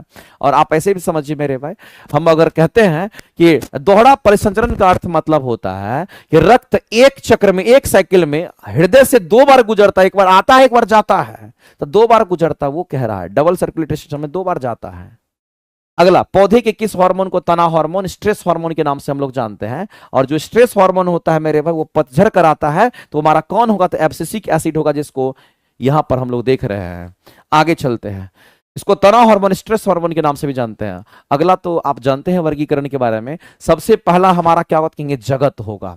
सबसे पहला हमारा क्या होता है? यहां जगत होगा, यानी कि सबसे पहले किंगडम होता है। तो मेरे भाई जगत तो सब में दे रखा, उसके बाद जगत के बाद संघ होगा। तो जगत यहां है, संघ यहां है, जगत यहां, संघ यहां, जगत यहां वर्ग नहीं होगा, पहले ये खत्म हो गया। ऑप्शन नंबर बी जो है हमारा किसी भी सूरत में नहीं होगा। अब हम लोग देखेंगे, जैसे ही हमारा जगत के बाद हम कहेंगे यहां पर हमारा होगा किंगडम, के बाद हमारा फाइलम होगा, फिर हमारा ऑर्डर नहीं, किंगडम के बाद हमारा फाइलम, फाइलम के बाद हमारा क्या होगा? किंग क्लास होता है। तो मेरे भाई यहां किंगडम है, इंग्लिश देखिए, किंगडम, फाइलम, क्लास, इसका मतलब वर्ग होगा, ये सही हो जाएगा। क्योंकि यहां पर किंगडम फाइलम तो ठीक है, किंगडम के बाद फाइलम ठीक है, ऑर्डर लिख दिया डायरेक्ट, तो ये गलत हो जाएगा। तीसरे नंबर पर ऑर्डर नहीं होता है, ये सही हमारा सीक्वेंस है। हम कहते हैं ये सही सीक्वेंस होता है। 40 नंबर जो हमारा है वर्गीकरण का, ये सही है। ठीक है, तो चलिए आज का जो डिस्कशन है आपका यहीं खत्म होता है। ठीक है, मिलते हैं हम लोग फिर अगले डिस्कशन में। Thank you very much. और आप सभी लोग लगातार क्वेश्चंस पर पार्टिसिपेट करते रहिए, कभी इजी कभी टफ, सभी लेवल के क्वेश्चंस आते हैं। चूंकि आपसे बन जाता है इसलिए वो इजी लगता है, लेकिन हर तरह के क्वेश्चंस को बराबर प्रैक्टिस करते रहना, आते हुए चीज को भी बार बार बनाते रहना है। कम से कम अपने आप को पूरा कॉन्फिडेंट रहना है। और मेरे भाई सभी तरह के क्वेश्चंस अभी तक में इतने सारे टेस्ट हुए, आज 148वां नंबर सेट का डिस्कशन हो रहा है। यूट्यूब पर जाकर के देखिए, एक से एक टेस्ट अवेलेबल है, एक से एक टेस्ट का डिस्कशन हुआ है। आपको प्रैक्टिस करना है ना, क्वेश्चंस को आप बारीकी से देखते रहिए, बनाते रहिए, कुछ मिलता तो उसको लिखते रहिए। साइंस का बहुत सारा क्लासेस पढ़ाया हुआ मेरा मिल जाएगा प्लेलिस्ट में, अगर आप ऊपर नीचे ढूंढेंगे तो आपको बहुत सारा मिलेगा। ऐसा नहीं कि कोई साइंस का क्लास आप पढ़ लीगा तो आपको खराबी कर जाएगा, आपको फायदा ही करेगा। सही टाइम का यूटिलाइज कीजिए। अभी तक नोटिफिकेशन नहीं दिया है। और एक बात जान लीजिए, गुरु पूर्णिमा आज है, और आज के दिन जो है आपको सभी बैचेज पर 30% का ऑफ है। और जो लाइब्रेरी साइंस का कोर्स लेना चाहते हैं उस पर 50% का ऑफ है। कोड क्या है? तो गुरु पूर्णिमा में कोड है हमारा गुरु 30 गुरु 50, ध्यान रखेंगे। चलिए आज के लिए इतना ही, मिलते हैं अगले क्लासेस में। Thank you very much.